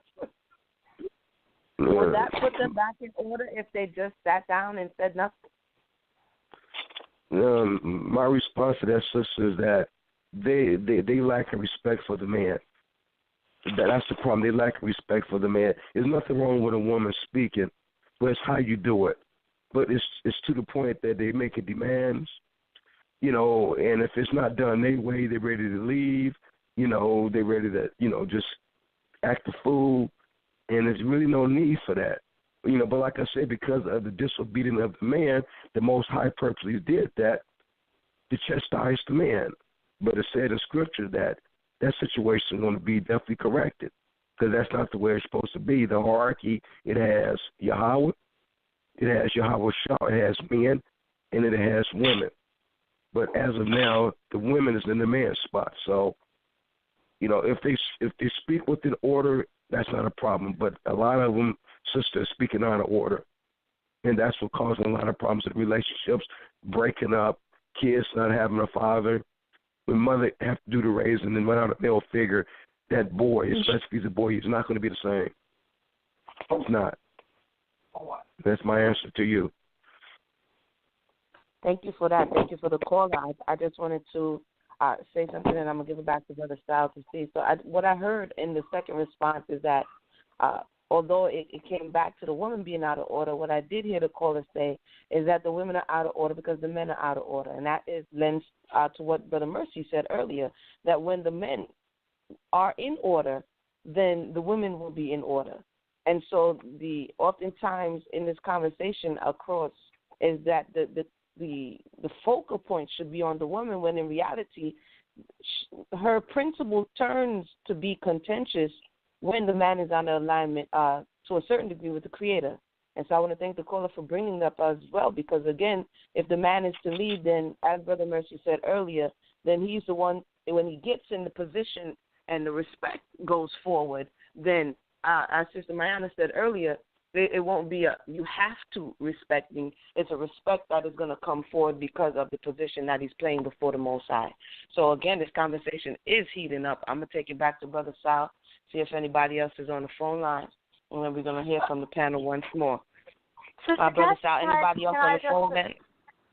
Sister, can I address the caller? Yeah, go ahead. Oh, who's that? Sister Mayanah? Yes, Mayanah. All right, Mayanah, you could address the caller, and then we're going to go to make sure we get everybody on the phone lines. Go ahead, Sister Mayanah. Well, I don't want to answer the caller, but instead I'd like to ask the caller, because the caller touched on something that is often stated, and it's often stated, it's put on the table, and then they kind of back away from the table. So, brother, if I could trouble you for a moment, you stated that women are disrespectful to the man, and that the woman isn't respecting the man. So, I would like for you to say more about that. For example, could you give me an example of when a woman is not giving due homage or due respect to the masculine principle? Can I have an example of the woman just being wildly disrespectful to the masculine principle in your estimation? Okay, well, so my response to that is, if it's a scenario where a decision has to be made within a household, for some reason why the woman feels she should have the last say and that it should be done her way. Like I say, it comes to that because the Most High did that purposely because the men was doing things that was out of order to the Most High. So that was the male's punishment. But this is what the women do. And I've seen a scenario where a woman was going to get into a fight with another woman. Her husband tried to do everything to stop her from doing it. She ended up snatching and actually started cussing her husband out and still went to fight the woman. That is definitely out of order. On my job, it's a lady that works that has a husband. She has a tendency to challenge her husband on the job, and when he's speaking, she cuts him off, and she wants to have her say so. That is out of order. To an extent, he eventually calmed her down, but, the damage has already been done. And this is a circle that's going around globally what women are doing now. And the Most High is not happy with it. In fact, he's upset about it. But because the men was doing things like trying to be a player, a whoremonger, and mess with all kinds of different women, he did that purposely to humble and punish the man. So there you have it. But the bottom line is that the women they are out of order, and that's definitely got to change. There's not going to be no stability in the household if it's not the way it was traditionally, where it's the man and the woman as support. And the man goes out and make the bread and brings home the bread to his family. If a woman's going out doing it, she's making more money than the man. When it comes to making decisions, she's going to want to be the one in charge, and that's going to be a problem. Relationship is going to go into turmoil. It's going to break up. They have to have kids. Now you're dealing with a boy that needs a male figure. The male figure's not there. Then the boy is going to become the man of the household, and he's going to be ruler over the mother. That was also set up by the Most High. So this thing has got to definitely go back to the way it was for it to be a balance in the relationship or any type of family. And with that, I yield. Okay, well, that was good. I wanted to hear that. I wanted to see, for example, when you said that the woman wants to have the last word in the home, where the husband should have the last word, I would have to agree with that. The husband should absolutely have the last and final righteous judgment in the household. You also stated that a lot of you spoke about a woman who was giving her husband a lot of conversation instead of yielding to whatever he had to say or yielding and calming down. But you went on to say that a lot of this is coming from the men having to their being players and such, which would consequently and predictably cause injury to the trust factor between the man and the woman. Because remember, we talked about in Genesis, this is to the audience now, not to the caller necessarily, but we talked about in Genesis 3, the judgment, that her desire would be to her husband, and he would rule in her, that he would be in her, within her heart. And it sounds like what I hear the caller, Brother Mercy, also saying is that when the men went out and broke that trust, broke that ability for the woman to trust in him and desire him and be vulnerable to him, that this is the consequence of that. It's a unrighteous consequence. It's a consequence that we now need to reverse. But there is something that there was an impetus to it. There was a catalyst to this, and it's interesting to hear the male narrative end on the women are out of order and not end on the catalyst. That the men have to restore bonds of trust. The men have to rebuild the environment that fosters and nurtures and grows. Because remember, the first thing that the man was tasked with was to bring forth life in the garden, to dress and to keep it. So he has to go back to there where he is planting righteous seed so that he can reap righteous consequences. But until righteousness is sown, it's very interesting to hear, the men can go and plant potatoes. Why are there no tomatoes being grown? Because if you plant potatoes, you get potatoes. If you want tomatoes, you plant tomatoes. You can't. So enough with the allegory. The point being that although I hear from the men this acknowledgement and that the women are not just out of order, for no good reason and just out of it fell out of the sky, they're crazy, but that it's coming from somewhere. So I think that it's good to hear that we acknowledge the disease, and maybe if we can talk about ways to treat the disease, the symptoms will go away. Okay, so with that, I would love to hear the next caller. All right. Actually, there's nobody else calling Can I say something to the caller? Yeah, something about that. Yeah, say it again. Hey, man, it really scares me when brothers say stuff like, let's go back to the good old days or tradition, how it used to be when we were kings and queens. And I'm like, black people, do you realize we were never kings and queens on this land? We were never kings and queens on this land. Now, when you talk about kings and queens, you talking about across the water. So in recent history, when I say recent, I'm talking within the last 300 years maybe, I mean, really, if you really think about it, we really never really had a concrete family structure. I mean, yeah, people painted good pictures, but even you go back to the olden days, what you call olden days and good old days, people were lying back then. People would lie about, people were doing the same stuff they doing today, but they hid it better back in those days. And because you will find out, because they didn't have DNA like they do today. And see, that's what's going on today. People got DNA and the truth is coming out, and people's dirt is starting to come out. And see, that's really what's really going on. But the old people go to their graves with lies. See, they lie and they die with their lies. But the thing is, the truth is starting to come out. But the reason why I say all that, because remember, back in the 60s, we just got our voters' rights. And then back 100-something years ago, we were slaves. So, 100-something years, we were slaves. So, what are we talking about? We used to be kings and queens. No, we were slaves, and we never really had a right family structure. The white man has done all kinds of stuff to us. Held us as slaves when I went. There's a whole stuff that's been done to us that we're not talking about. Only thing we're saying is women shut up, but it's a whole lot of other stuff going on. There's a reason why our men are getting our women pregnant and leaving them, because that's what the slave masters taught our men when we were slaves. What they would do, men couldn't get married. Back, if you look at history, you will find out black people could not. It was against the law for them to get married. So men was. I'm not trying to blame history, but I'm trying to show you what we came out of, and we got to come out of all that. We got to be reprogrammed, really. And I know we want to jump back to Africa or whatever, Israel, and claim the king and queenship, but it's a psychological thing going on right now. The men need to be reprogrammed because in this land, we have been programmed to do the things we're doing. All you got to do is study history. Like the sister said, if you study history, you will find out what has really happened to us. So when you figure that out, you begin to realize, hey, look, we got to be responsible. We got to be kings and queens like you talk about. But we've never been kings and queens. So how do you can't just become a king. You got to be taught that. So, and the men are not in the homes, like you say, brother. Most of the men are not in the homes. You look at statistics.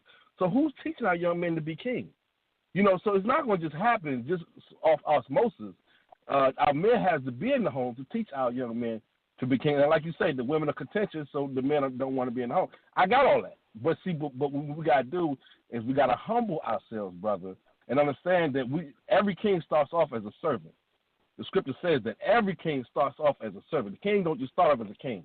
You have to start off as a servant, build your castle, purchase your castle, buy your land. Then you can start talking about you, the heads, and all that. But you got to work from the bottom up. And that's all I want to say. Can I come in? Oh, man. It's getting popping. Who's that? Brother Ahwar? All right, Brother Ahwar. Don't she, the mic is yours. Yeah, I want to say this, right? I'm going to give an example how playing with the Most High is dangerous. This is Numbers 12. I'm going to show you what he did to a woman that had that mindset. Like, he talked to us too.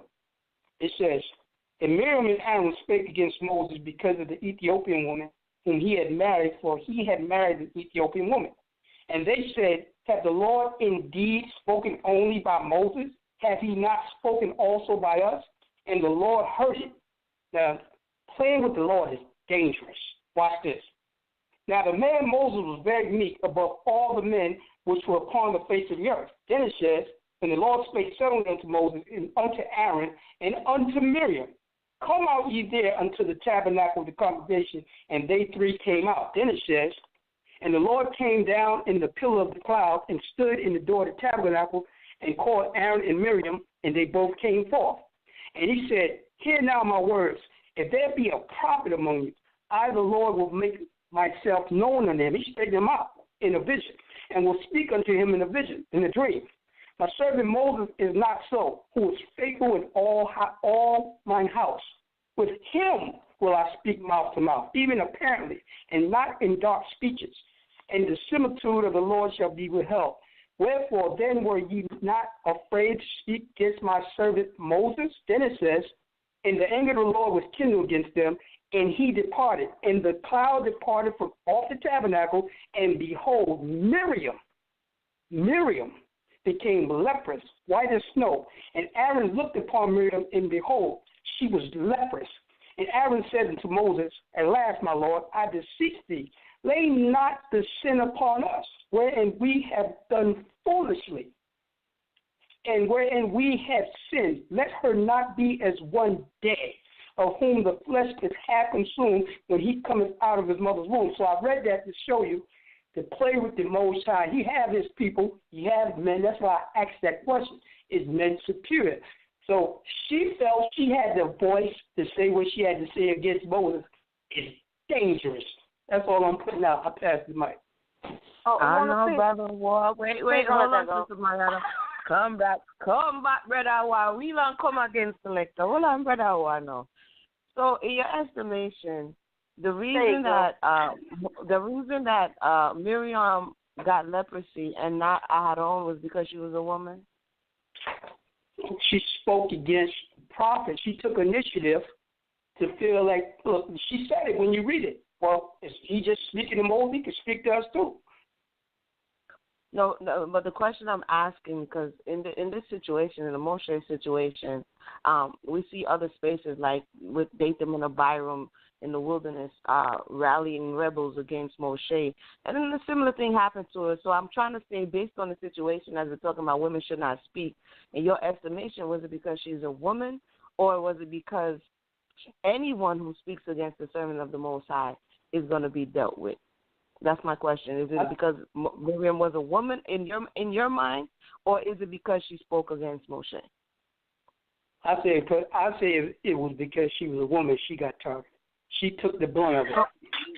Okay, so what about Dathan and Abiram, who were clearly men, and who said Moshe kind of a similar thing? You know what I'm saying? Moshe, you take too much upon yourself. You know what I'm saying? Let us have some of that load. You ain't the only one. What happened to them? Yeah, they got dealt with. Okay, but did it have anything to do with their sex, their sexual orientation, or did it have to do with whatever it is they did? Because if we remember correctly, Miriam is actually the older sister of Moses and Aaron. She's the actual one who her mother sent to spy out the reeds. She was the Azir in the case of Moses that allowed him to get to safe landing. Later on in the text, the prophets call Miriam a prophetess. And so I'm trying to really understand, in your estimation, is it because she was a woman, when in actuality she was the source? And anytime in Torah, when we see someone being the source of the issue or the uprising, that person is dealt with because they're a source, not because they're male or female. And so this is why I'm asking this line of questioning, because it's kind of misleading to say, Miriam got the smackdown because she was a woman, and then Dathan and Abiram got the smackdown too. Why? Because they started to rebel against the service of the Most High. And there are many other spaces where men as well got the same similar smackdown type thing going on. But can I say this? Go ahead, Go ahead. He called all three of them. Technically, all three of them should have got smitten with leprosy. So the question is, why did she get? So go ahead, Ahwar. Go ahead. I said technically, all three of them should have got. If you're going on that premise, all three of them should have got smitten with the leprosy. Why did she just get smitten with the leprosy? But in my estimation, she's the older. She's the eldest sister. She's not only is she not because she's a woman, she's the eldest. She's older than Aharon, and Moshe. It's the same way when the Most High calls in the Garden of Eden, everybody gets their punishment according to their participation in the crime. And so when you see Adam and you see Kawa or Eve being called, all of them get meted out their punishment according to their participation in the crime, as well as Hashatan. So in this situation, it is clearly showing you that Miriam was the one who started this whole conversation, was good with Moshe. Right. So if we just step back a little bit from, the Most High is going to be partial in this situation. Most High is not partial. She's the perpetrator, basically. She's the one who's pushing this conversation, and so therefore, because they are a bit indifferent, because we have to look at the story in its context. I know Sister Ashanti spoke about context. The story in its context is Moses has been missing for like 40 years, and when Aaron goes into the wilderness to meet him, they were the one who was on front deck. It's like somebody who you haven't seen for a very long time hopping back on the scene like, yo, we in charge now. So Moses and, Miriam and Aaron is there. They've been amongst the people for how many? 40 years, 4 decades. And Moses just comes back out of Midian like, yo, the Most High is talking to me. They had questions. So if we put ourselves into real life situations and kind of, come down as we look at this conversation about who these people actually were, they had questions. And instead of going about asking these questions in the right way, they chose to murmur and complain. And the Most High said, for this, the way in which you dealt with this thing, this is why I'm going to deal with you like this. We see the same thing in the wilderness with the children of Israel. It's not about asking for the bread, it's about complaining for the bread. Not asking about the water, it's complaining about the water. And the Most High said, you tempted me these times. So I just wanted to submit that to the conversation because I've heard that in times past, and I've had time to think about it. And it's not just because she was a woman. It was because the way in which she went about it, as well as the fact that she was the elder. And in that situation, she should have known better. I was one more question. Oh, I just have one more question. No, go ahead. So you're saying that there's no instances in the scriptures where there's partiality between men and women? That's what you're saying? And this is definitely an instance that there wasn't no partiality between male and female? Are you saying there's no other instances?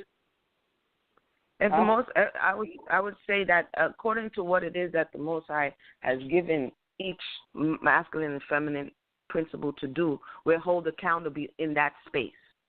So if that's why it says the sins of the children should fall upon, the sins of the father should fall upon the children to the third and fourth generation of them that hate me. Because the father is supposed to be the one, his job is to remind you. He's a zakar, in nature, a male. So his job is to remind you. If he doesn't do his job, then he's revisited, or you are revisited for him not doing his job. In the same way, your mother has a job to do. You know what I'm saying? So when you see that the masculine principle got cut off in the wilderness 20 years and older, the feminine principle didn't get cut off. It was the masculine principle who got cut off because he didn't do his job. So the Most High, he is just and fair in all that he does. And if he calls us to be impartial, then why would the Creator be partial? He calls for just judgment, and then he's going to judge you just on the fact alone that, you know what I'm saying, you have mammary glands and a womb. You know what I'm saying? When the Most High, that to me that becomes problematic as we have this conversation. And the sister said we need to kind of, as we're doing, dissect these thought processes to possibly turn that Rubik's Cube around to see if it's matching on all sides, is all I'm saying. And so if you do have a situation that you're kind of meditating on outside of the Miriam one, I'll be glad to hear where you think that the Most High, just because someone was a woman or just because they were a man, dealt with them in a manner that otherwise he wouldn't have. I'll be open to hear that as well. So, Emunah, can I just build a little bit on what you touched on so eloquently already? Just to add something to that, we see that when Miriam is judged, and I agree with you. That it was because she is the one that made the statement. She is the one, obviously, the person that would receive the judgment would be the person that did the infraction. But when you listen to the language, we see that her brothers plead on her behalf. Her brothers plead. Number one, it wouldn't have been all three of them because three of them didn't speak. It was Miriam that spoke, and she spoke to Aaron. Moses would not have been receiving any kind of judgment anyway, because he hadn't done nothing. So it would have been the two if we're going to talk about numbers of two. But It was given to Miriam, again, because she is the one who did the infraction. But we find here that after the brothers have entreated on her behalf, the language of the Most High is interesting here. Emunah has given the example there were men that also murmured against the calling of Moshe, and they were dealt with. Some of them were even killed because the Most High's anger was kindled against them. He killed them. Miriam is not killed. Her brothers entreat on her behalf, and what the father says at that point is, if a daughter had done some transgression with the father, it would have been okay, or would it not be expected the father would spit on her even then. So a lot of the times I've heard the brothers kind of leech and latch on to this language of, oh, he would have spat on her. You know? Okay. He also said, he also is giving in this image the idea of a father dealing with his daughter. He's saying, I'm dealing with my daughter right now. You two get out of the way and let me deal with my daughter. He was dealing with Miriam as a daughter in that moment. This idea that he was doing something harsh to her, that he was, there's a separation or this idea of superiority. It's obviously been already dispelled by all the evidence that Emunah has provided. But also this idea that the Most High said, I'm dealing with my daughter right now. You guys get out of the way while I do it. And guess what? Nobody moved. Miriam wasn't left to suffer leprosy all by her onesies, and while the camp moved on, nobody moved until her timeout was over. And because you weren't going to leave the Most High's daughter behind while she suffered the judgment of the Father, she had to meet out her punishment and her judgment. Everybody had to wait. And then they can't move. Why? Because you don't leave Miriam behind. As Sister stated, later on, when the prophets are reflecting on Miriam, it says that the Most High sent 3. And her name is listed right with her brothers. So this idea, we're going to use this conversation to prove that there's some kind of, we're going to use this to diminish the feminine principle, and we're going to hold Miriam up as the example. Oh, look, here's an example. This is an example of daughters being chastised by their father for doing something they should not have done. But guess what? Nobody moves. Nobody moves if you don't leave the daughter of the Most High behind. And I don't hear that as part of the conversation when it should be. But no, in a moment. I had asked to speak before. We may have another call, I'm not sure. But because earlier I introduced information without giving the verses, and I don't want to leave it at that. And after that, sure, absolutely, you can respond if you feel like you must. But the idea, I said it was Joshua. That is not the right person. It was Joab that was called because Sheba had ran into the city of Abel. And so there was a woman out of Abel. So the verses, if you're interested in that conversation and that account, it sounds in 2 Samuel. It's in the 20th chapter. The verse that I was referring to is in 19. The dialogue, of course, you will begin with the first chapter, but you'll find where the woman is asking to speak to the leader of the people who are pursuing Sheba into the city of Abel. The other part where I said that there was a man who was rebuilding Jerusalem, the walls of Jerusalem, that sounds in Nehemiah. It's the 3rd chapter, and it's the 12th verse that the man built that wall with his 2 daughters. That the 2 daughters were participants in the building effort. So with that, I could have. Yeah. All right. Brother Ahwar, you said you had something to say before I go back to Brother Sal? Yeah. Yeah, this is the last one. And I want y'all to ask, I want to ask this question. Do you think this is being impartial between male and female, the scripture here? This is Deuteronomy 25:11. When men strive together one with another, and the wife of the one draweth near for to deliver her husband out of the hand of him that smiteth him, and putteth forth her hand and taketh him by the secrets, thou shalt cut off her hand, thy eyes shall not pity. Do y'all think that's impartial between male and female? What about that one? Not at all, because there's a science behind it. Maybe on another platform we can explain it. Or after we take the call, either myself or Emunah will give you the science behind why that absolutely is not going to support the idea of impartiality. Emunah, we can go back to Sal, go to the caller. Do you want to address Ahwar's inquiry before doing so? Yeah, definitely, because I think Ahwar, I know that this might have to be another conversation in of itself. Right. The question of, we're going from should women speak to should they steal upon somebody else's stone. So, we kind of deviated. We kind of like jumped off the road. We in the cut. We might have lost the audience a little bit. I want to let those who just joined us to let us know, that's the baby in the background, that we are still talking about should the woman just be quiet and sit down or shut up, as you've heard it often, said in different spaces. And I guess we are having a line of questioning based on something that Brother Ahwar said. So hopefully we have not lost you. Brother Ahwar, there's a possibility that we might have to talk about the differences between male and female, if that's acceptable for you, and how the Most High deals in judgment. I would just say that the judgment, as we just went over a little bit just a while ago, is that the judgment seems to be more harsh on men for doing things, again, in the situation that we just left without opening another door and another door, is that for what Miriam did, she got a timeout. And what for Dathan and Byram did, they got death. And so, the Zakar has within it the Zion, which deals with a weapon. And a lot of times when the men do not turn, they get cut off. And so we definitely could have this conversation and speak about it. I think that as it relates to what Brother Mercy said is very important as we are looking through the eyes of not closest to King David, but closest to David, son of Mr. Johnson.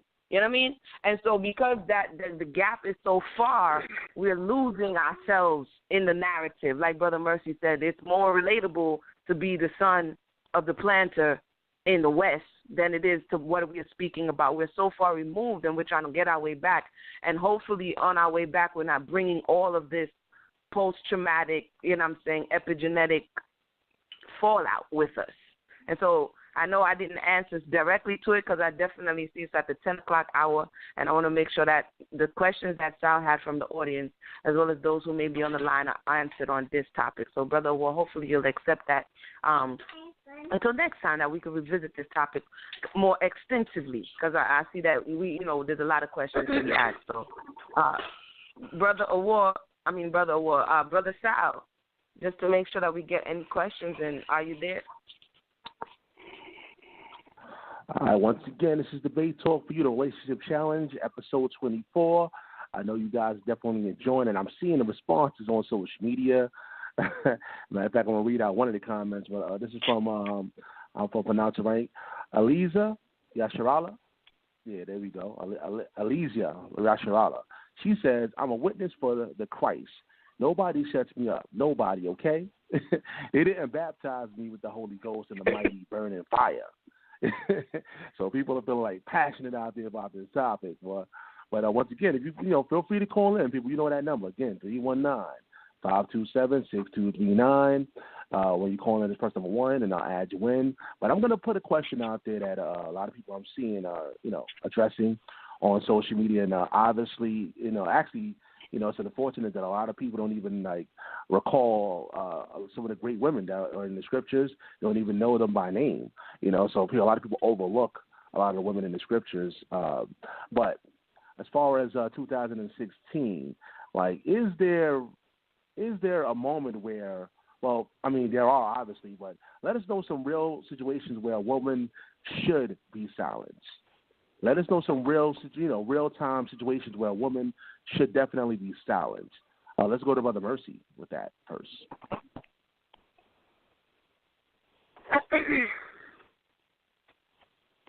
Brother Mercy, are you home? What did you say the question was? Is there a real-time situation? Yeah, can you hear me? Hello? Are you I there? can hear you now. Yeah. Yeah, I can hear you. Can you hear me? Yeah, I can hear you. Can you hear me? Okay. I can hear you. I got you. I was saying, give us you hear me? Okay. Give us a situation in real time where a woman should be silenced. Give us an example of that, where a woman should be silenced. Okay, in a situation like what I gave earlier about the time when there was at the time the gospel was being preached, the apostles and those who were spreading the good news were being heavily persecuted. They were being killed. Okay, so the apostles decided that to protect their wives, to allow them to keep silent. And notice I said allow, which meant they still could preach if they wanted to, but allow them if they chose to keep silent, because who's going to raise the kids? If our wives are out at battle and they get killed, who's going to raise our children? Who's going to teach them Torah? Who's going to do that? Who's going to give our children the nurturing? So Paul, in his concern, it really was a matter of concern. But these brothers that are preaching women shut their mouth, they not concerned. But Paul was concerned about the women. Notice he said let or allow, which means they still could teach if they wanted to, but understanding that if they decide to teach, if they decide to do these things, that they will be crucified and the children will be left without parents. Because, again, the men were already preaching the gospel. So if both the man and the woman are preaching, who's with the kids? Nobody. So the thing was to allow them, not to restrict them, but to allow them. So I think that is the language. I think a case for them to keep silent would be the case where you allow them to keep silent, not telling them to keep silent, but if they so choose, if it's beneficial. Like, for example, if a missionary needs to go to Iraq, if we have a missionary, if we want to send some missionaries to Iraq, the women can sign up and they can get killed in the Muslim countries if they want to do that. But if they choose not to go to Iraq and keep silent, that's cool. But I mean, not Iraq, Afghanistan or Iran to keep silent, we should allow them.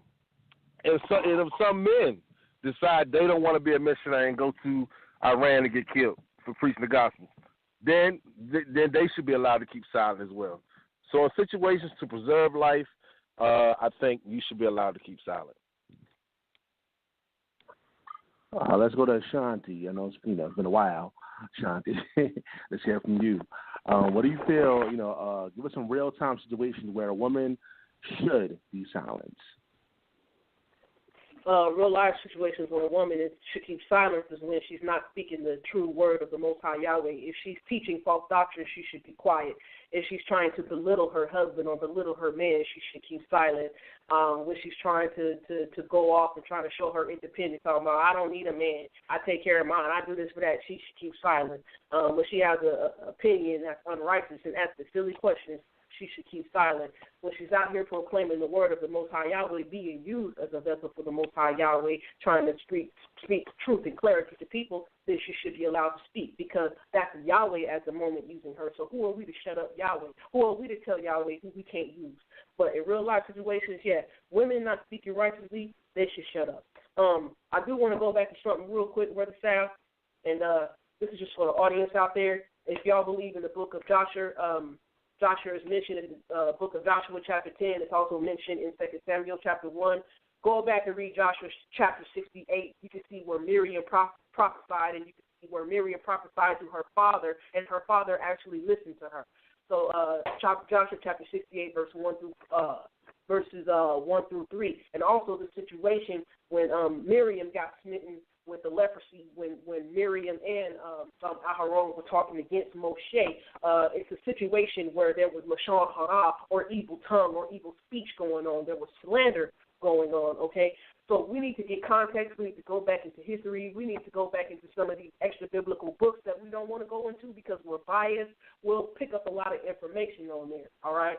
But but understand this. Miriam might have got hit with the leprosy instead of Aharon, because remember, Aharon was a priest, and he had to be a priest in the congregation, okay? So he can't be unclean, or he can't have leprosy on him when he's supposed to be a priest and go teach and do the services and things like that. So just keep that in mind. But women who are not speaking unrighteously, out of turn, trying to actually take authority, like, I run this show, I run this house, you do what I do, you say what I say. And I know women like that right now, and I try to tell them all the time, y'all need to please go back and reevaluate what you think a marriage is, okay? Because the man does lead, The man does lead. You're not supposed to take authority. You're not supposed to tell him what to do, okay? You don't need to be speaking in a term where you need to do this, man. You need to do that, man. You need to pick up your clothes over here. You need to do that over there. You need to fix the fence when I say go out. You need to take the dogs out for a walk when I say go out. No, those women are definitely out of line, and I try to encourage those women all the time to go back and evaluate what they said yes to when they took on that man, because that man was showing them a whole bunch of things before he gave them the quote unquote ring. You know what I'm saying? So a woman who's out of line like that, she don't need to be talking. She needs to go and reevaluate and learn her role as their connector. You know what I'm saying? So I deal with that. All right, let's go to Ahwar Da Swordsman, a.k.a. the Fireman. What you got to say about that? I'm going to go with Proverbs 13, verse 10. Only by pride cometh contention, but with the well-advised is wisdom. So if a woman is engulfed in pride, she should keep her mouth shut on anything. I pass the mic. Okay, putting the fast one on us. Okay.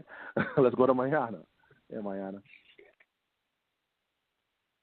In the instance where a woman's contribution would only cause confusion, I think that it's unnecessary for her to speak in those instances. In the instance where, for example, I think no, for the most part, if her contribution is going to cause confusion or she's not learned in a particular space, then she doesn't need to speak. If she or anyone, but I don't know if it's the question makes it feel if it's particular or specific to women, but all of these instances are, kind of no matter whom. If you don't know what you're talking about, if you're going to cause confusion, then you should not speak. If a woman is trying to see if I can answer the question with something that's specific to womanhood. But because even this idea of being speaking from a position of emotion, I mean, anyone has heard certain people, certain men speak, they are clearly angry when they're speaking or impassioned or however you want to term it. But these are emotions. It's just not classified as emotions when men do it. But this idea that it's emotionally charged language tends to be only stigmatized when it's the woman speaking. But so I guess in general, just my answer would be whatever it is that she might cause confusion or she is not speaking for the protection of the household or the protection of the family or doing her father's will. You're not speaking from Torah. Then in those cases, yes. If you're going to come and introduce madness or try to resurrect, false doctrine, then you need to not be participating in any conversations. All right, Emunah, I see you drop, but you back in. You want to up? Ahwar Da Swordsman call drop. But Emunah, anything you want to say about that guy? Mm-hmm. No, I said everybody said some very interesting things as it relates to it. What goes for both, but since we're speaking about women right now, but it goes for all. And basically, again, as it was stated, when you're gonna make it worse, and not in a way that, or when you said what you needed to say, and now it's extra. Now it becomes haughty. Now it becomes prideful. You're adding more fuel to the fire, or you're gonna, as Sister Mayanah said, hurt yourself. There's a real biblical conversation that when you look at it, you realize it was the words of the individual. So basically, during the case of Raquel or Rachel, when she was upset, she goes to her husband Jacob and says, and everybody knows the story. She says, "Give me children lest I." And she says that she will die, right? And so she pronounced these words upon herself. And so later on in the narrative, and she was upset, this was emotion speaking because of her not having control of her own spirit and the fact that she was in competition with her sister for children. So she's getting all in this frenzy. She says it to him. He gets upset. Long story short, the time goes on. Now they leave the father's house, Laban's house, and Laban comes looking for his telephone, his little deities. And Jacob says he pronounced the second death on her. He says, whoever you find it with, now they could get it too. A little after that, Rachel dies in childbirth. So women and men have to understand that the words that we say, we are co-creators We are made in the image and the likeness of the Most High. We speak things into reality. And so when a woman or a man, but specifically at this time a woman, who's known to be a little bit more emotional, as much will say, if we don't learn how to control ourselves in places where we want to kind of manipulate the conversation and show how over the top we are, she shouldn't speak at that point. You know, Hannah showed that example. When she got to that level, she just went low. You know what I'm saying? She just got humbled. And so that is a lesson if we don't pull anything out of these Torah stories, that we should know that there are times when we shouldn't speak, and there are times when we should. So I would say that's one of them, when you're going to make it worse or you're going to pronounce some crazy curse on yourself. So at this point, Brother Shah, the mic is yours. All right, let's go to the phone lines real quick. I mean, we are past the 10 o'clock hour.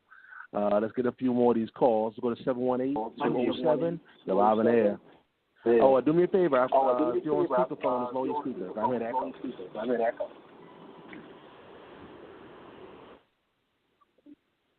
There you go. 718, you're on air. 207. 718-207. Can you hear me? 718-207. Going once. Going twice. All right, try to call back in. All right, so, once again, people, you can call in. Again, it's after the 10 o'clock hour, but we still take some of your calls. And then you know that number, 319-527-6239. And we try the number again, 718-207. Can you hear me? Are you there? And nobody's responding. All right, so what I'm going to do is, Ashanti, are you there? Ashanti? Yep, I'm here. Well, yeah, Ashanti. Yep, I'm here. I want you to ask. Do you have any questions that you want to ask the panel in particular, when it comes to this topic? Go ahead. I do want to ask the panel. I mentioned this before. Does anybody know what Gnosticism is?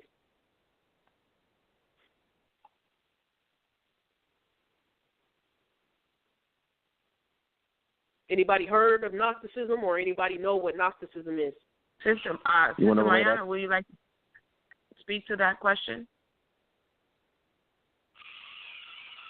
Is anybody dropping? No. Everybody's here. It's, I guess you can, say by name who you want to address the question to, so they can, probably answer. Actually, I'll ask a war dropped off, but Brother Mercy, I just want to let you know this, Brother Mercy. I wasn't getting at you when I brought out some things about 1 Corinthians chapter 14, but I do want to know if you ever heard of Gnosticism or ever heard of Gnosticism, what it is, what it taught, and what it was about. Yeah, I have heard of it.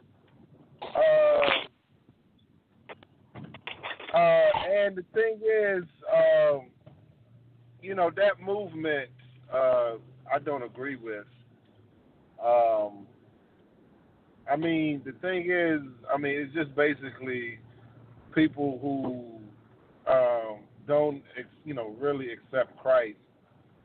And then it speaks of a lot of esoteric type things, which a lot of theologians divulge in. But see, this is the thing, it speaks of esoteric meaning, not literal meaning. I believe the gospel message is simplistic, and a lot of people, they try to over-spiritualize everything. They try to make things not literal and make things, oh, that really didn't happen. He really didn't mean what he said. Those type of things. But, again, I wanted to touch on, too, that preachers, preaching was not this glorious thing to do like it is today, and like it was during the time of Gnosticism. See, the Roman Catholic Church was promoting Christianity and making war across the world. So again, it was safe to preach, to name the name of Christ. But during the times where the Bible was written, like when Paul's writing his letters, during those times when he was telling the women to keep silent, preaching the gospel was not a glorious thing to do. Preaching the gospel was something you didn't really want to do because you ruined your life by preaching the gospel. And I think, let's go back to my example, preaching the gospel back in them days is like preaching the gospel in Iran today. That's really what it's like. It's not like preaching the gospel over here where you have the right to preach. You know what I'm saying? So when he's telling them to be quiet, he's telling them for their safety and for their, and I think we need to really understand that, because the thing is, if you go into foreign countries today, people are getting killed today for preaching the gospel. So I think, I don't see men lining up to do that. So, the thing is, so that's why when men, so if I were to tell a woman to be silent, I would say, keep silent, and let me go do this versus you, and you raise our children. You see what I'm saying? It's not that I'm just telling her to shut up. It's not that type of deal. But it's the deal with the preserve life. But if she wants to get up and go, by all means, because, you got women joining the military today. You got women joining the military today. So, I mean, women want to, you can fight if you want to fight. Get a gun, go ahead, go. Go ahead and go. Be my guest. But what I'm saying is, I think that's the context of what he said it. I don't think he was trying to restrict them. I think he was trying to make it so that they could raise our children and teach our children and teach the younger women and those type of things. But, yeah, during this time when the Nazis was moving forward again, it was a comfortable time to preach this. But, you follow what I'm saying, to preach this type of thing. Because Roman Catholics was moving during this time, and they were making war with the world. But, yeah, I'm not very familiar, but I am familiar with that. But I would like to say that we got to understand, in this country, you're able to you have what they call, quote-unquote, freedom of religion. So you can, so in this context, in this situation, I wouldn't say it's against the law for women to preach, because it's not against the law. So, but if you go into a Middle Eastern world like Iran, it's not just against women; it's against the name of Christ. That's really what it is. It has no, they have laws against women, but really it's naming the name of Christ. And when you name that name of Christ in certain places, they will take your life. But yeah. Okay, I would like to say Gnosticism. I really admonish you to go back and really research Gnosticism. Really research where Paul was, because he was not in Iran and he was not in Iraq. He was in Asia Minor, or what we would call modern day Turkey. He was in Ephesus, Corinth, Thessalonica. If you look at the cities of where they are in Asia Minor, modern day Turkey. That's why he was speaking to the Galatians, Ephesians. If you look at that area over there, so he was not in Iran and he was not in Iraq. But Gnosticism, if you go look at Gnosticism, he was actually trying to combat the false teaching of Gnosticism. And I just admonish you and everybody else to go back and look at Gnosticism and what Paul was up against. Paul did not talk about the armies that women couldn't go and fight in. No, they were not going in armies. These women were going from house to house. These women were being disruptive. These women were teaching things they ought not to, and some women were too. So I just admonish everybody to go back and take a look at Gnosticism and look at the false teaching, and go back and look at Corinthians. Go back and look at Ephesus. Go back and look at Galatians. I did a teaching on Galatians where a lot of people don't think the Galatians were the seed of Japheth. They were the seed of Japheth, also mixed in with some of the tribes of Israel who were scattered there after the Assyrian captivity. So it just behooves us to go back and look at ancient history. Look at the Galatians. The Galatians were ancient Celts. A lot of them were ancient Celts. After the Tower of Babel, when the Father scattered people, they went up into Ireland, they went up to Britain, New England, places like that, the Danube, and then they migrated over into the city of Galatia, because the Romans called them Gauls, Galatians. They migrated over there from the Danube over the year 3 BC. The year 3 BC. Okay, they migrated over there in 3 BC, and so it just behooves us to go back and look at ancient history.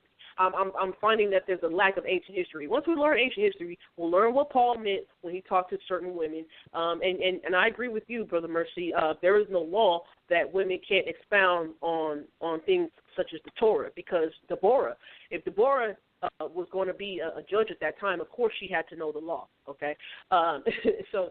And she had a husband. Okay, so you look at Priscilla and Aquila. Look at the daughters of Philip. I mean, you just look at all these people, all these women, and Paul had women with him teaching the gospel. They were ministers. They were called deaconess. You know what I mean? So we just got to go back and look at these words in Hebrew, look at these words in Greek, come out of our Greco-Western Roman state of mind, get reprogrammed, like you said, and we'll probably get some better understanding of what women can and can't do. And lastly, I'll say this, because I'm transparent over here. I have a husband. I've been married for 10 years. I've been legally married since September. My man runs my house. My husband runs my house. He's a great leader. I'm not taking anything away from him. He loves what I'm doing. He knows what I'm doing. You know what I mean? He appreciates what I'm doing. I'm not trying to teach him. I'm not trying to usurp his authority. But there's a lot of things we learn from each other. He teaches me, and I teach him. You know what I mean? We wouldn't be anywhere in life we are today if we didn't learn from each other and teach each other. Okay? So if anybody wants to, know about me, I'll tell you about me. My man leads me. My man runs this household. A lot of people in California, such as the women out here who are married, a lot of women do make more money than the men. But there's a lot of women who don't care about that. The man still leaves the house. The husband still leaves the house. Okay, so I stay in my lane. I stay in order. I very much adhere to my husband. He values my opinion. He values what I have to say. But at the end of the day, I chose him as a man who's going to lead our household in that he's going to make decisions and be considerate of the whole family as a whole. Any decision he makes is going to be beneficial for the whole family and the whole house. Okay, so that's just what I want to say, and I yield the mic. I heard my name. I heard my name called, but I've already kind of announced that my phone is doing weird things. This is Mayanah. My phone is doing weird things. I couldn't unmute it, and then Brother Mercy took over the platform, so that's how you didn't get dead air. But to answer the question about whether or not I had heard of narcissism before this conversation, absolutely, it's one of the many schools of thought and philosophies that have come across can see. I would have to agree that that's one of the things that was a concern at the time, because it was something that was prevalent to all of the I'm going to call it churches, the pre-Paul expedition. This was a more prevalent thought. But in addition to the women who were participants in this thought, and they were participants in the worship of goddesses, and men also, by the way, were ardent worshipers of goddesses. We talk about Greek and Roman mythology, but what we're calling mythology now, they called religion then. And these religious practices for these gods and goddesses were very, very prevalent at the time, and had to be unlearned and spoken to, because it was so deeply embedded in with the people. But also this type of women, we're talking here, they're saying that the women were adherents to narcissism and other types of thought that led to gossip. There was also a particular type of women, a group of women, a caste of women called the Harati. And I spoke to it a couple of years ago when we're talking about the women who would be speaking, because this idea that women were walking around vocal, like we're talking about context, and we're pretending that 2017, 2016 was always. And ancient Greek and ancient Rome was not this wildly permissive space that you might think it was. Women were not allowed to do a lot of things.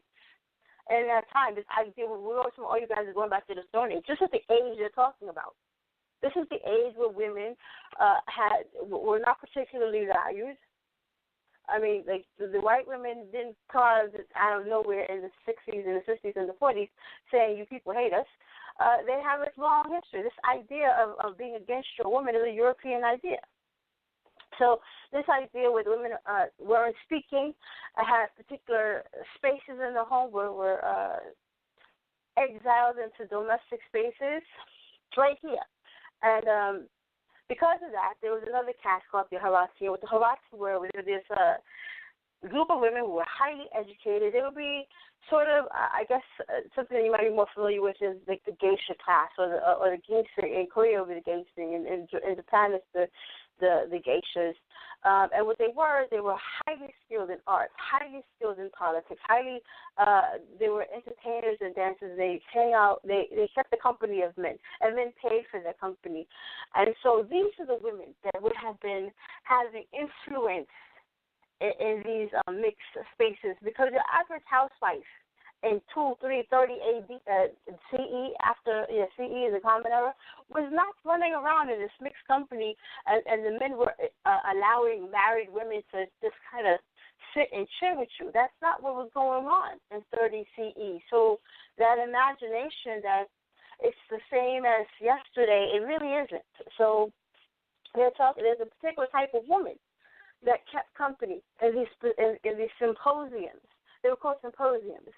And in these spaces where men were talking about religion and politics and what was going on in society and sex and all of these things, they were happening in symposiums, and they were only they're high-class prostitutes. They weren't just your average prostitute. They were women who were able to earn enough money to buy their freedom, because they weren't originally free. Women could be bought and owned at that time for sexual reasons. And if she earned enough money, she could free herself. This is a Harati class. And so by studying the Harati, so this is the class that Paul was dealing with, then that gives you an idea of why Paul is so concerned about lasciviousness. Oh, because think about it. Which black woman is going to not braid her hair?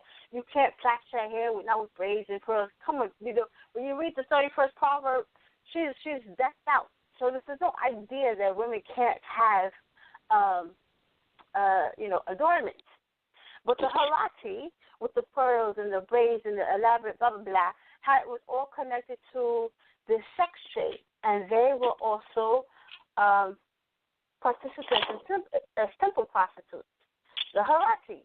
So there's a class of women that are being spoken about and spoken against when you have these concerns. This is not all women. It's clearly not Hebrew women that we're talking about. And I agree with Ashanti that this kind of lethargic scholarship is at the root of a lot of the misconceptions and a lot of the misinformation that is being recycled and causing this kind of harm. By studying the Harati, by studying the thoughts at the time, such as Gnosticism, such as the worship of Diana, the worship of Athena, Artemis the hunter, all of these women, and this goddess worship, this temple worship, this temple prostitutes. They're male and female temple prostitutes. These are the things that were happening at the time. All the things that we're dealing with now, like we're very aware of our social ailments. We have to deal with homosexuality. They have to deal with homosexuality.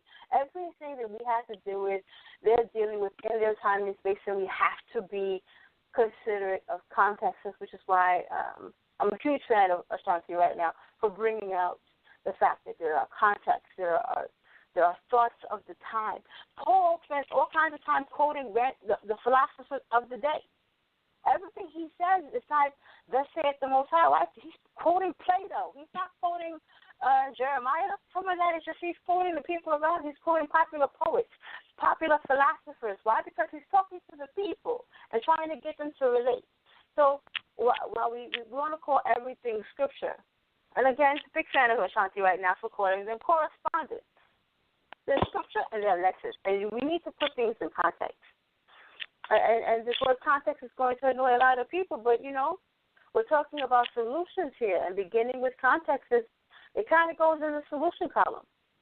So I just wanted to go ahead and get the feedback, because I heard my name, and unfortunately, no matter how much I tapped on the screen, the mute button wasn't responding. I really need to replace this device. But with that, I yield the floor.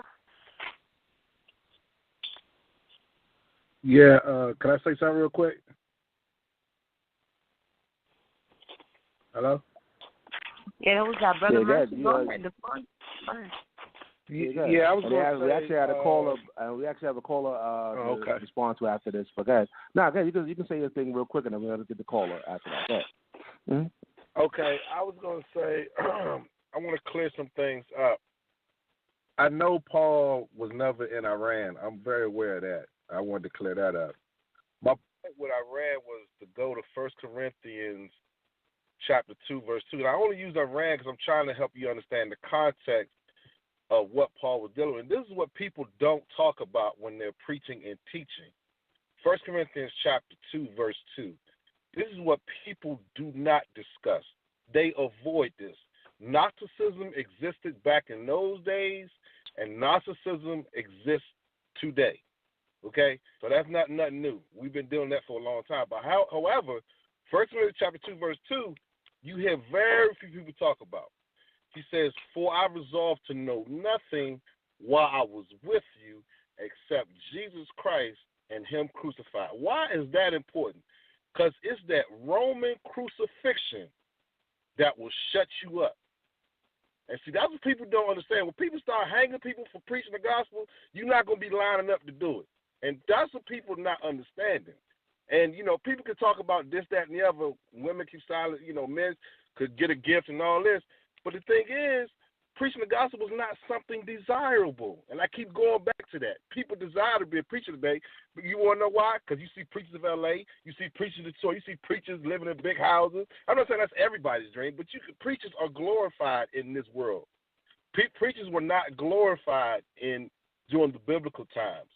They were crucified. And you really got to understand. And see, once you understand that, then you understand, hey, look, you don't really want to be that. That's something you really don't want to do. Because why? You don't want to do it because you don't want to be humiliated. You don't want to be ashamed. You don't want to be put to shame.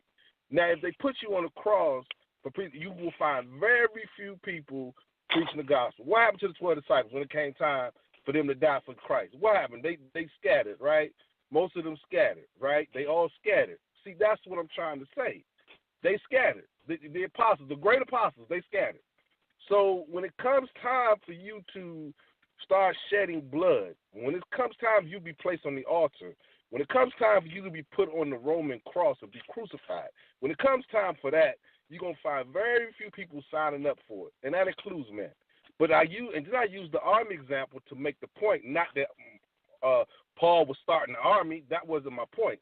My point is the military for a long time was mostly men. Military was mostly men. Why? Because mostly men, it was the thought process that men would go fight. Not saying women could not. It's just the point that for a long time, it was the process. But today, women are joining the military in numbers today. So more women are now fighting wars. Not saying that that's what the apostle was trying to start a war. Of course not. But I'm trying to help you understand the mentality in this world versus the mentality in that world was different. So you got a different mentality today.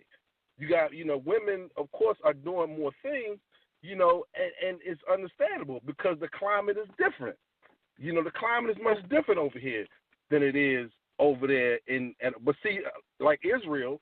Today is not Israel back in biblical times. Biblical times, Israel, you were oppressed for preaching the gospel. Today, you can preach the gospel in Israel to some extent. So I only use Iran because that's one of the more restrictive environments in North Korea. One of the more restrictive environments where you can't really preach, where they heavily frown upon preaching the gospel and persecute you for preaching the gospel. Like people getting killed in North Korea preaching the gospel. That's the point I'm using that. I'm only using it to show I don't see nobody saying, oh, yeah, I can't wait to go to North Korea and preach the gospel so I can die. I don't see people doing that. They do it over here because they have the right to do so. So if to answer your question, women shut up, if we're talking about in this context, in this world, in this nation today, I probably would say no. Because, ain't nobody getting killed for preaching the gospel because people preaching all kind of stuff. But ain't nobody getting killed. Even when they preach heresy, still alive, live to tell the story. But I just wanted to say in certain environments, I may change my answer because you care. It's a more of caring, not restrictive. But if they decide to do so, then by all means. But yeah, that's all I wanted to say about that. Is that I don't think the scripture is to restrict people. It's always about liberation. And if our women are dying, then nobody's there to raise our children. So that's all I was saying about all of that. But yeah, the Gnosticism movement was a strong movement during that time. It's still people still Gnostics today, So I mean that hasn't died out. But what has died out is that cross. People are not preaching that cross. But yeah, that's all I want to say.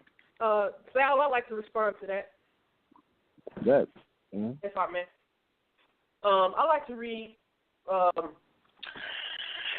Timothy, I like to read 2 Timothy chapter 3, verse 12.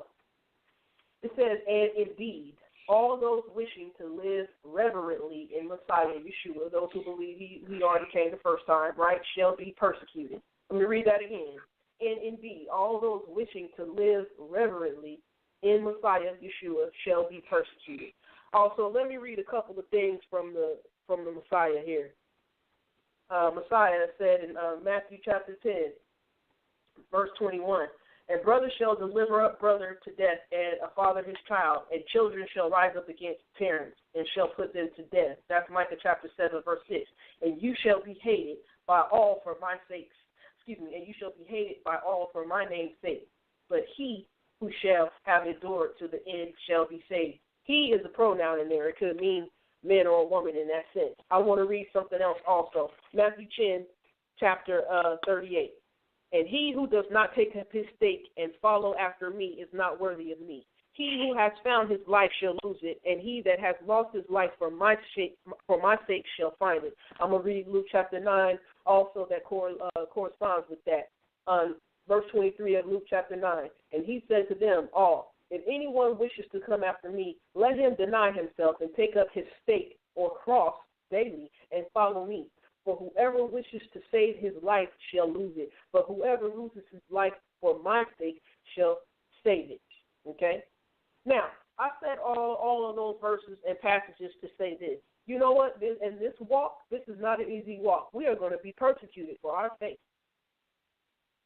Anytime we call ourselves believers in the Most High Yahweh, and for those who believe in Yeshua, we are going to be persecuted. That's what it means to be in this state of this walk. I'll die. I'll lose my life to gain my life in the Most High Yahweh. You could put me to death. That's what this faith is all about. Anybody could put me to death. You could persecute me. Because my Yahweh got me. I'm in good hands with Yahweh. I'm in good hands with Yahweh. So I believe the Most High Yahweh will protect me. Yeah, I don't have any kids right now, but you know what? The Father will make a way, if I have kids, for me to be able to protect my kids. Because you know what? I'm trusting and believing in Him and have faith in Him that He's going to protect me so that I can take care of my kids. But you know what? If somebody wants to kill me or murder me for the sake of the gospel, then so be it. Yahweh got me. And Yahweh got my kids. They will be with somebody else. That's why the Father says, you know what, take care of the poor, take care of the fatherless, take care of the widows, take care of the orphans. Because things happen to us in this walk.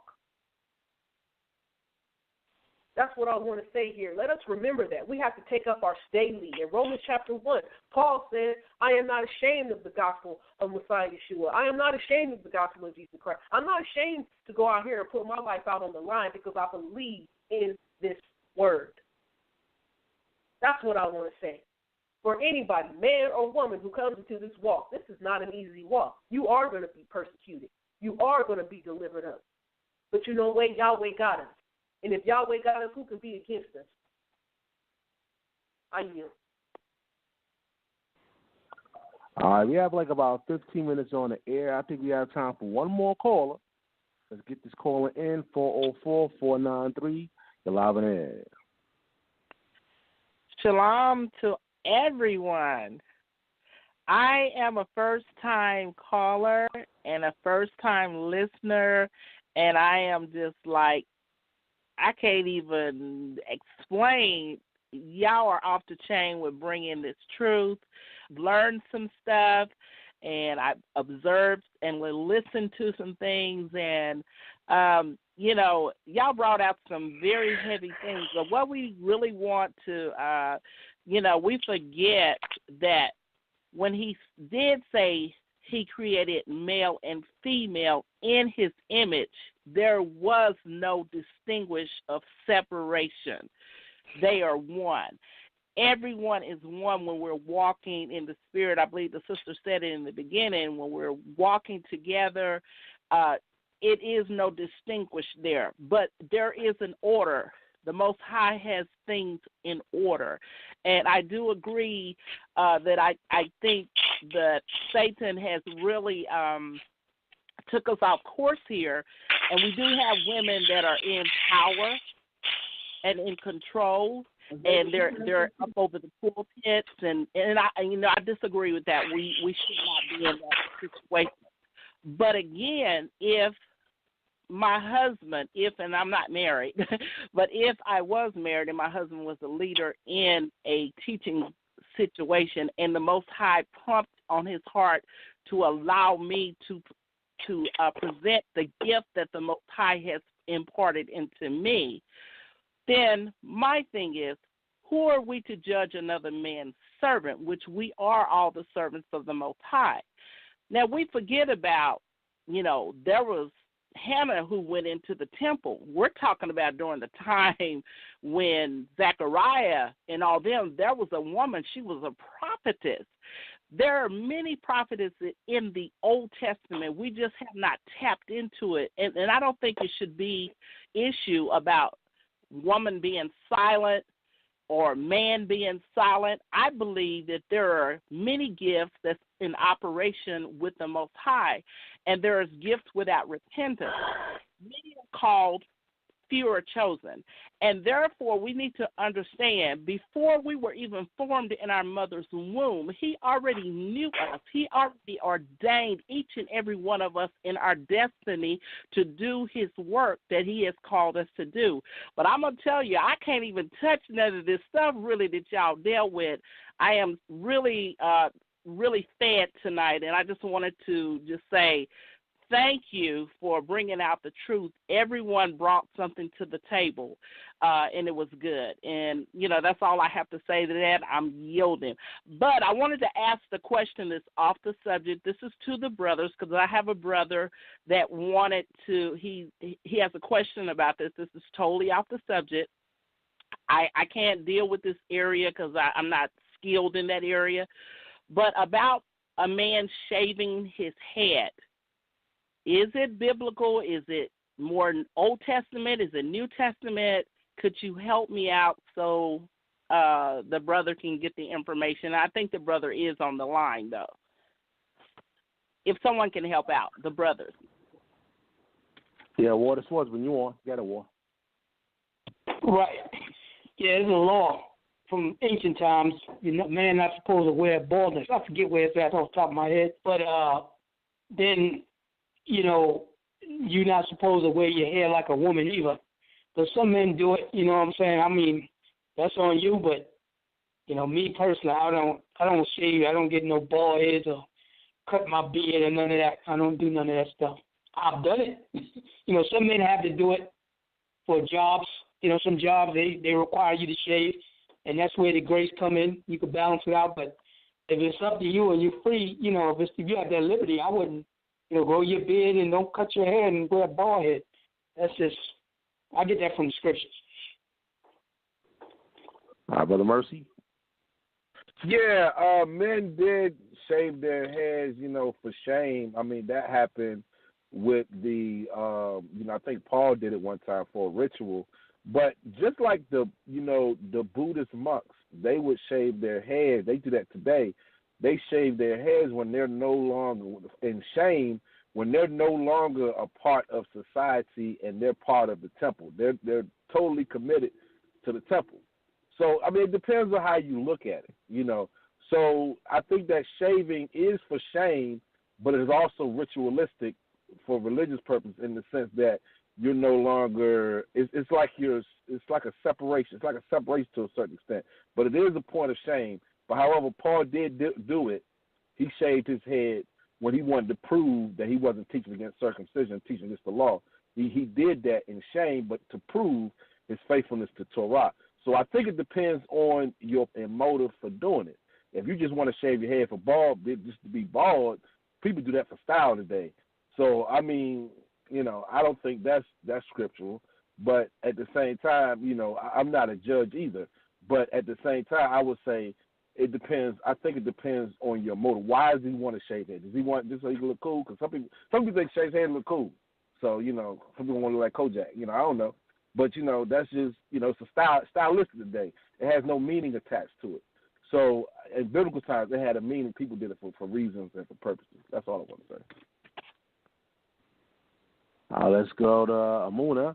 We only have like 9 minutes on the air, so whatever you want to do, let us know. Go ahead. You take it where you want to take it. And we can go into the overtime if you want. Nah, but it's up to you, though. Yeah, we're gonna go ahead and wind it on down. I think it's and I want to thank the last caller for definitely calling in. Welcome to the show.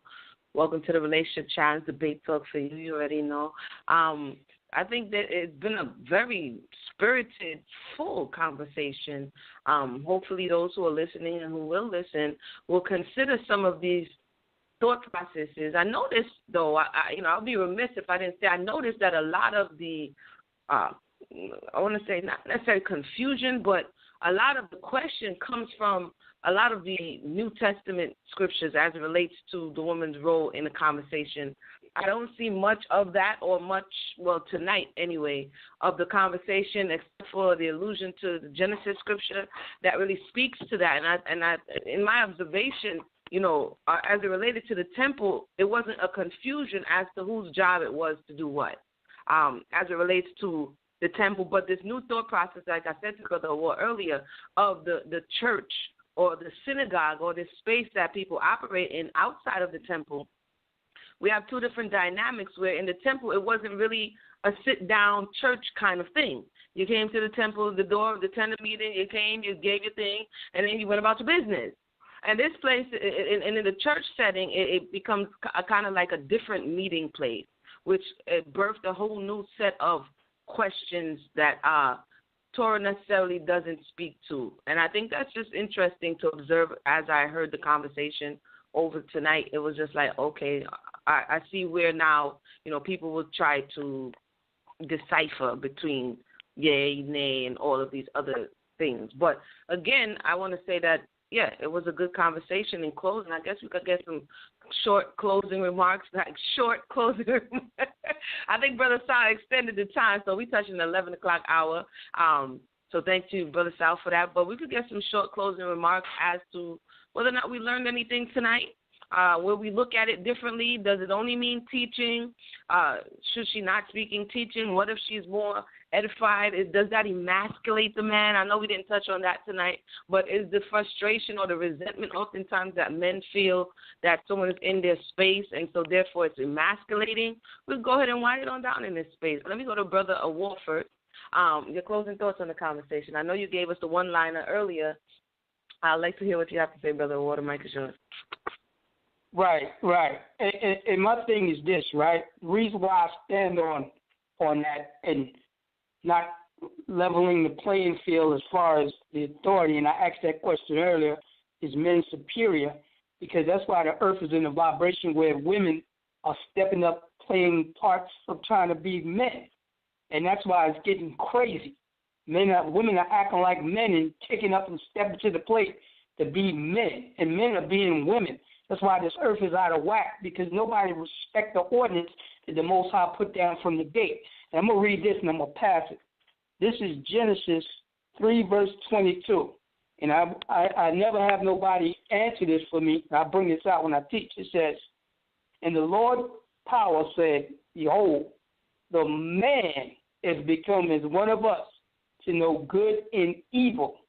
And now lest he put forth his hand and take also of the tree of life and eat and live forever. If you notice this text, the woman is not mentioned in this. That proves that the playing field is not level. Okay, man is often out of the catastrophic situation that happened with Adam and Eve. That's why Paul and them were reiterating about the authority for women. When you go to 1 Corinthians 10, it tells you the order. The man is the head. Why? Because that entanglement, that punishment that was imposed upon Eve never was lifted. There's no scripture to prove that. That's why men was given the way out to prove himself. Women are not included in that. And I'm going to leave it with that.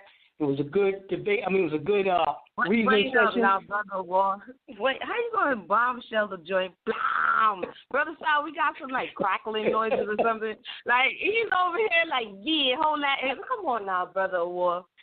Come back again with that last portion, that conclusion that you gave. You said the man had a way out and the woman. Go ahead. Bring that back again for me. I was listening, but I lost that last part. Right. This is Genesis 3:22. And the Lord power said, "Behold, the man is become as one of us, to know good and evil." And now, because remember, both of them ate of the tree of knowledge. But it said the man became as one of us, to know good and evil. And now, lest he put forth his hand and take also of the tree of life and eat and live forever. So I was saying, man was given an out. That whole chaotic, because remember, punishment was imposed upon Adam, the serpent, Eve, and Adam, which is prophetic. Man was given a way to redeem himself. The woman she wasn't given a way to redeem herself. Why? Because it goes back to the punishment that left on Eve. That's what I'm saying. And that's why Paul and them was reiterating that. When it said, let the woman learn in silence. When you go to Corinthians, I think it's 11th chapter, where it says the man is the head, and the church Christ is the head, and then the Most High is the head of everybody. So that's all I'm saying. And I'm just putting that in there with that. Okay. Emunah, you going to take that or should I?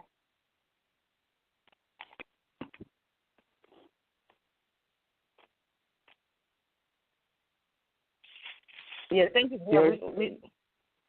I'm here. I'm sorry. My phone dropped again in the midst of that, Brother Ahwar. That's an interesting thought process. We might have to go ahead and have a special show for that one. Sister Mayanah, you can touch a little bit on your closing statements. Go ahead and touch it and go on the closing statements. Let's hear your thoughts.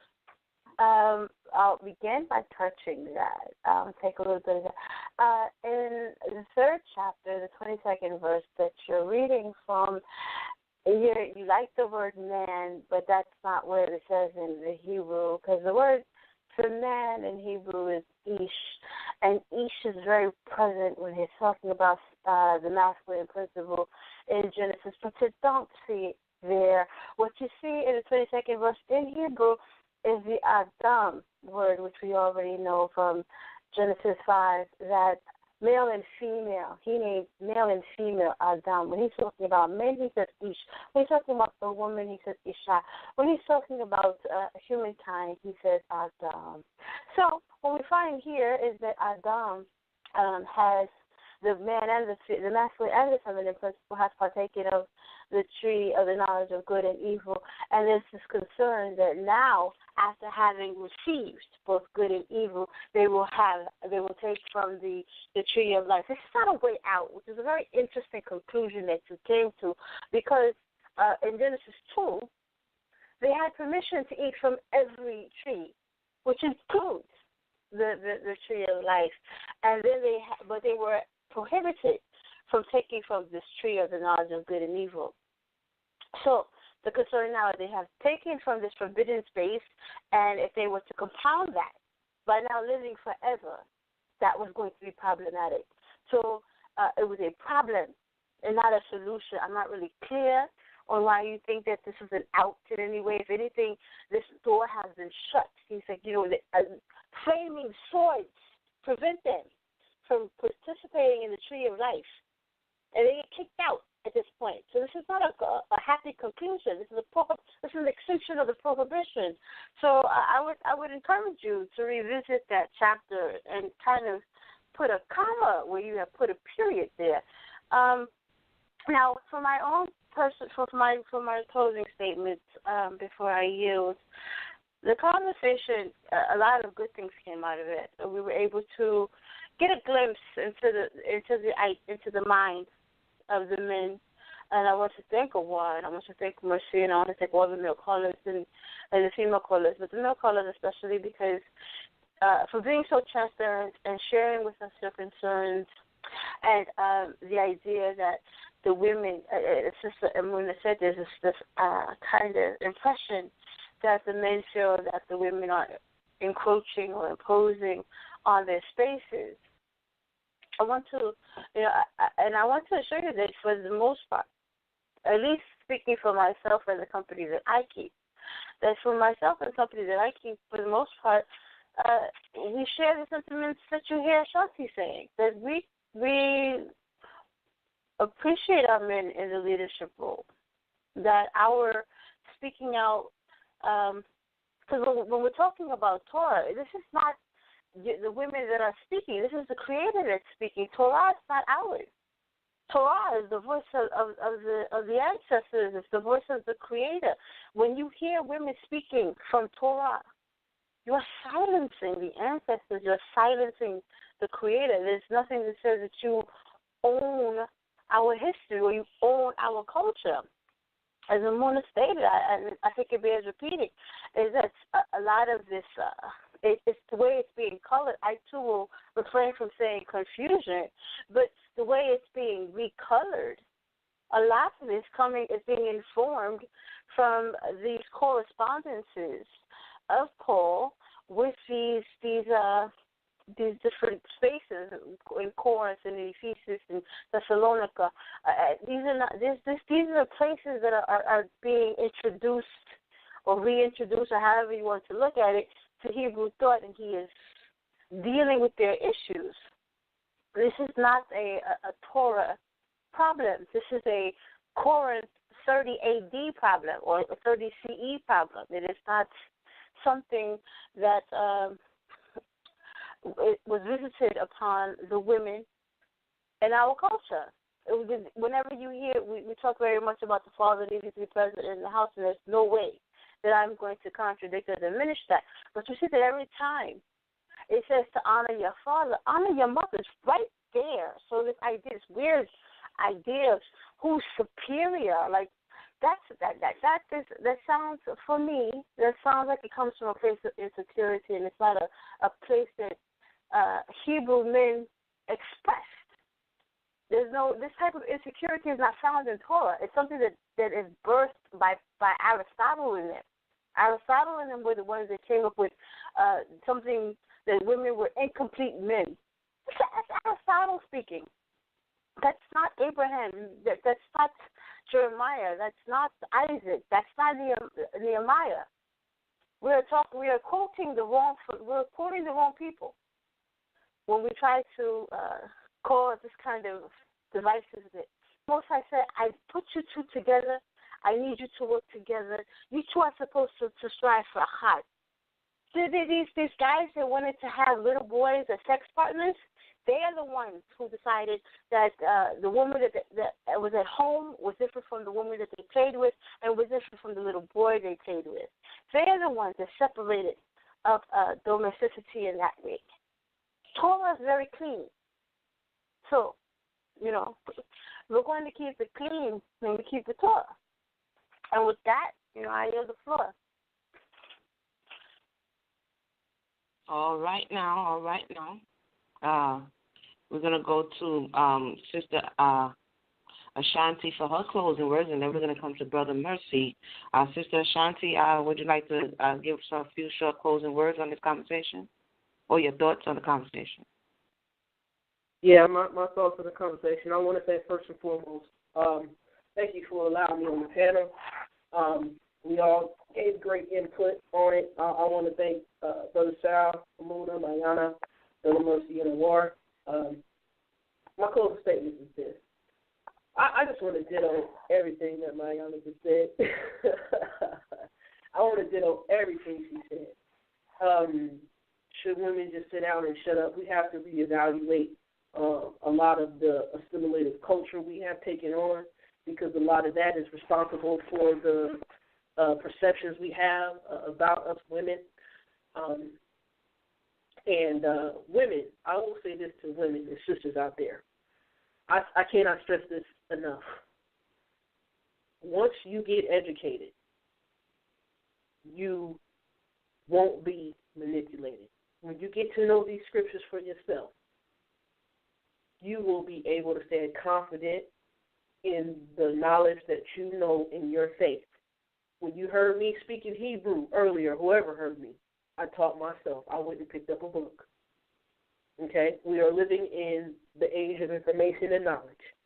We have libraries, we have bookstores, we have online, we have Amazon. We can go pick up these books ourselves, ladies. We can go pick up this material and information ourselves, ladies, and we can get educated. We can get educated for ourselves. We can decipher ancient history for ourselves to enlighten us on what these verses, scriptures and passages say. Okay, that's just what I want to say. Everybody's going to have their own take because of their own opinion. Okay, but when you get educated, you won't be manipulated. You'll know when somebody's trying to sell you wolf tickets. You know what I mean? You'll know when somebody's speaking righteously, truthful information to you. Now, me, I look at a lot of historical books and information that people don't think I should go into. But I go into them so I can be confident in what I know. Because this is my personal relationship with the Father, Most High Yahweh. Okay, the more I spend time with him, the more he reveals things to me. And the more he reveals things to me, I know somebody's selling me wolf tickets. So should a woman just sit down and shut up?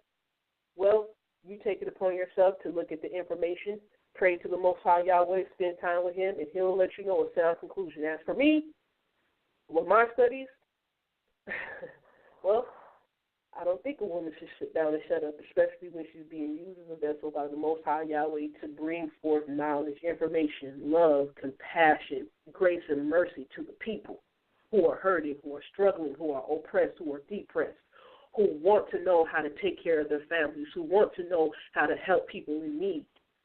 Okay? No, we shouldn't shut a woman up when she's doing that. She's doing the work and the will of the Most High Yahweh. So with that, I want to say thank y'all for letting me be on the panel once again. I hope I said something that was encouraging, edifying, uplifting, and hopefully I did it in love of the Most High Yahweh. And I yield. Thank you for that. Thank you for joining us. That's the voice of Sister Ashanti. At this point, we thank you, Sister, and indeed, it was a great conversation. Thank you for your contribution. Lastly, we're going to hear from the guest panel, Brother Mercy. You have me laughing some of the time during this conversation. You brought joy to my heart today, Brother Mercy. Would you like to have any closing comments at this point? Yes, I would. All right, the mic is yours. All right, I wanted to say that Hebrews 12:4. I wanted to talk about that. In striving against sin, ye have not resisted unto bloodshed. And I've talked about 1 Corinthians 12:2, the bloodshed. Now, see, ain't nobody shedding their blood in this country to preach the gospel. So, I mean, there was not one woman crucified according to Scripture because they listened to Paul and kept silent. I really believe that's the reason. Not saying I really believe Paul did not want his women, the wives of the apostles, or no man wants to see their wife being crucified. You know, so I say that to say, I mean, it's, you know, and you know, you can disagree all you want to, but it's easy to say you'll die for Christ in a country where you'll never die for Christ. That's easy to say. Even Peter said, he said, Lord, I'll die for you. But what happened? When it came time for him to die for Christ, he denied him, right? So we see here people say one thing, but then when the situation presents itself, they, you know, and they do another. And I'm not saying that's the case for the people on this panel, but I'm saying, but it's easy to make these statements when the situation has not presented itself. And, you know, that's why I use the Iran example. When you start saying this stuff in Iran, then I will truly believe what you're saying. Because then now you're in a situation where you could die for preaching the gospel. I'm talking about for just preaching the gospel. And so I say that to say for men and women, you know, it's easy to say things, but I mean, you may die, but you're not dying for preaching the gospel. A lot of us are dying because we're not eating healthy. A lot of us dying because we got some beef with somebody, or you know, whatever the case may be. We're not taking care of ourselves, whatever, stress, whatever. A lot of us are not dying the way the apostles died. You know, so so to diminish their ministry by making light of what they said, I think is an injustice, because what they said, you know, when they talk about Christ and him being crucified, that is a critical point of the gospel, you know, about when you go into that cross. Will Brother Mercy go to the cross for Christ? You know, I love Christ. I don't know. I used to say stuff like that when I was younger. But now I'm getting older, I'm beginning to think that I don't always make the right decisions when things are easier. So how am I going to make the right decision when things get real hard? like you're going to die just, and you're going to give up everything just for the name of Christ. I'm not saying I would never do it, but some of those things we say we would do, but, we're in a country where we got freedom of religion. So I just wanted to say that. And that's why people desire certain positions in this country, because they're desirable today. Not saying you're not being persecuted, but you're not being persecuted the way they're persecuted in Hebrews chapter 12, verse 4. You're not shedding no blood. Because soon as somebody talk about you, you're ready to curse them out. So I don't even want to, most people are like that. I'm not saying people like that here, but most people are like that. You talk about them the wrong way, they're going to say something back to you. So the thing is, I just wanted to say that, it was a good discussion. It was a great discussion. I feel that should women keep silent? No, not in this. And I don't think that was the purpose of Paul saying that. I think he was trying to protect the wives. I don't think he was just telling them to shut up just to be shutting up. But I think he was trying to protect them from experiencing the bloodshed that the men were going through. But are the men in the streets experiencing bloodshed? No, they're not. They're not dying either. They're just making a lot of noise. So, to me, is the men are not doing right, the women not doing right, so it's a bunch of foolishness. So, again, should a woman shut up in this context, in this country? I would say no. But if we were living in Paul's time, I might say, for your safety, you might not want to say certain things. But, again, if you feel that you want to get out there and stick your chest out, by all means. That's all I want to say. All right. Now, thank everybody for tuning in. If you didn't catch the fullness of the program, feel free to come back to Debate Talk for You as well as Debate Talk for You on YouTube. You'll be able to hear the fullness of the conversation. If you missed out and you back there like, man, I wish I could have gotten that, every other Monday at 8 o'clock, you can dial this number, 319-527-6239. Press 1 and have your voice be heard. Or leave a comment under the suggestion box. We can't necessarily tell you what to leave. We'll just keep it clean and professional, as we like to do here at Debate Talk for You. So once again, the conversation was about, should a woman silencing Eve, should women just shut up and sit down? We had a lot of discussion, masculine and feminine, putting their hats in, their thoughts in the conversation, and hopefully you were able to take something away from there. So until next time, I pray everybody have a blessed week and continue to take time to heal. Brother Sal, the mic is yours. All right, as usual, we had another classic relationship challenge. For those that are new, just go to the archives, go check it out at blogtalkradio.com/Debate Talk for You, or you can go to the iTunes podcast. Yes, we're on iTunes in the podcast section. Just type in the search box Debate Talk for You and catch all the episodes absolutely free. Never miss another episode that automatically uploads to your system with your iPad, iPhone, whatever you have iTunes on. You take it with you to the gym while you're taking a walk and listen to it in the car.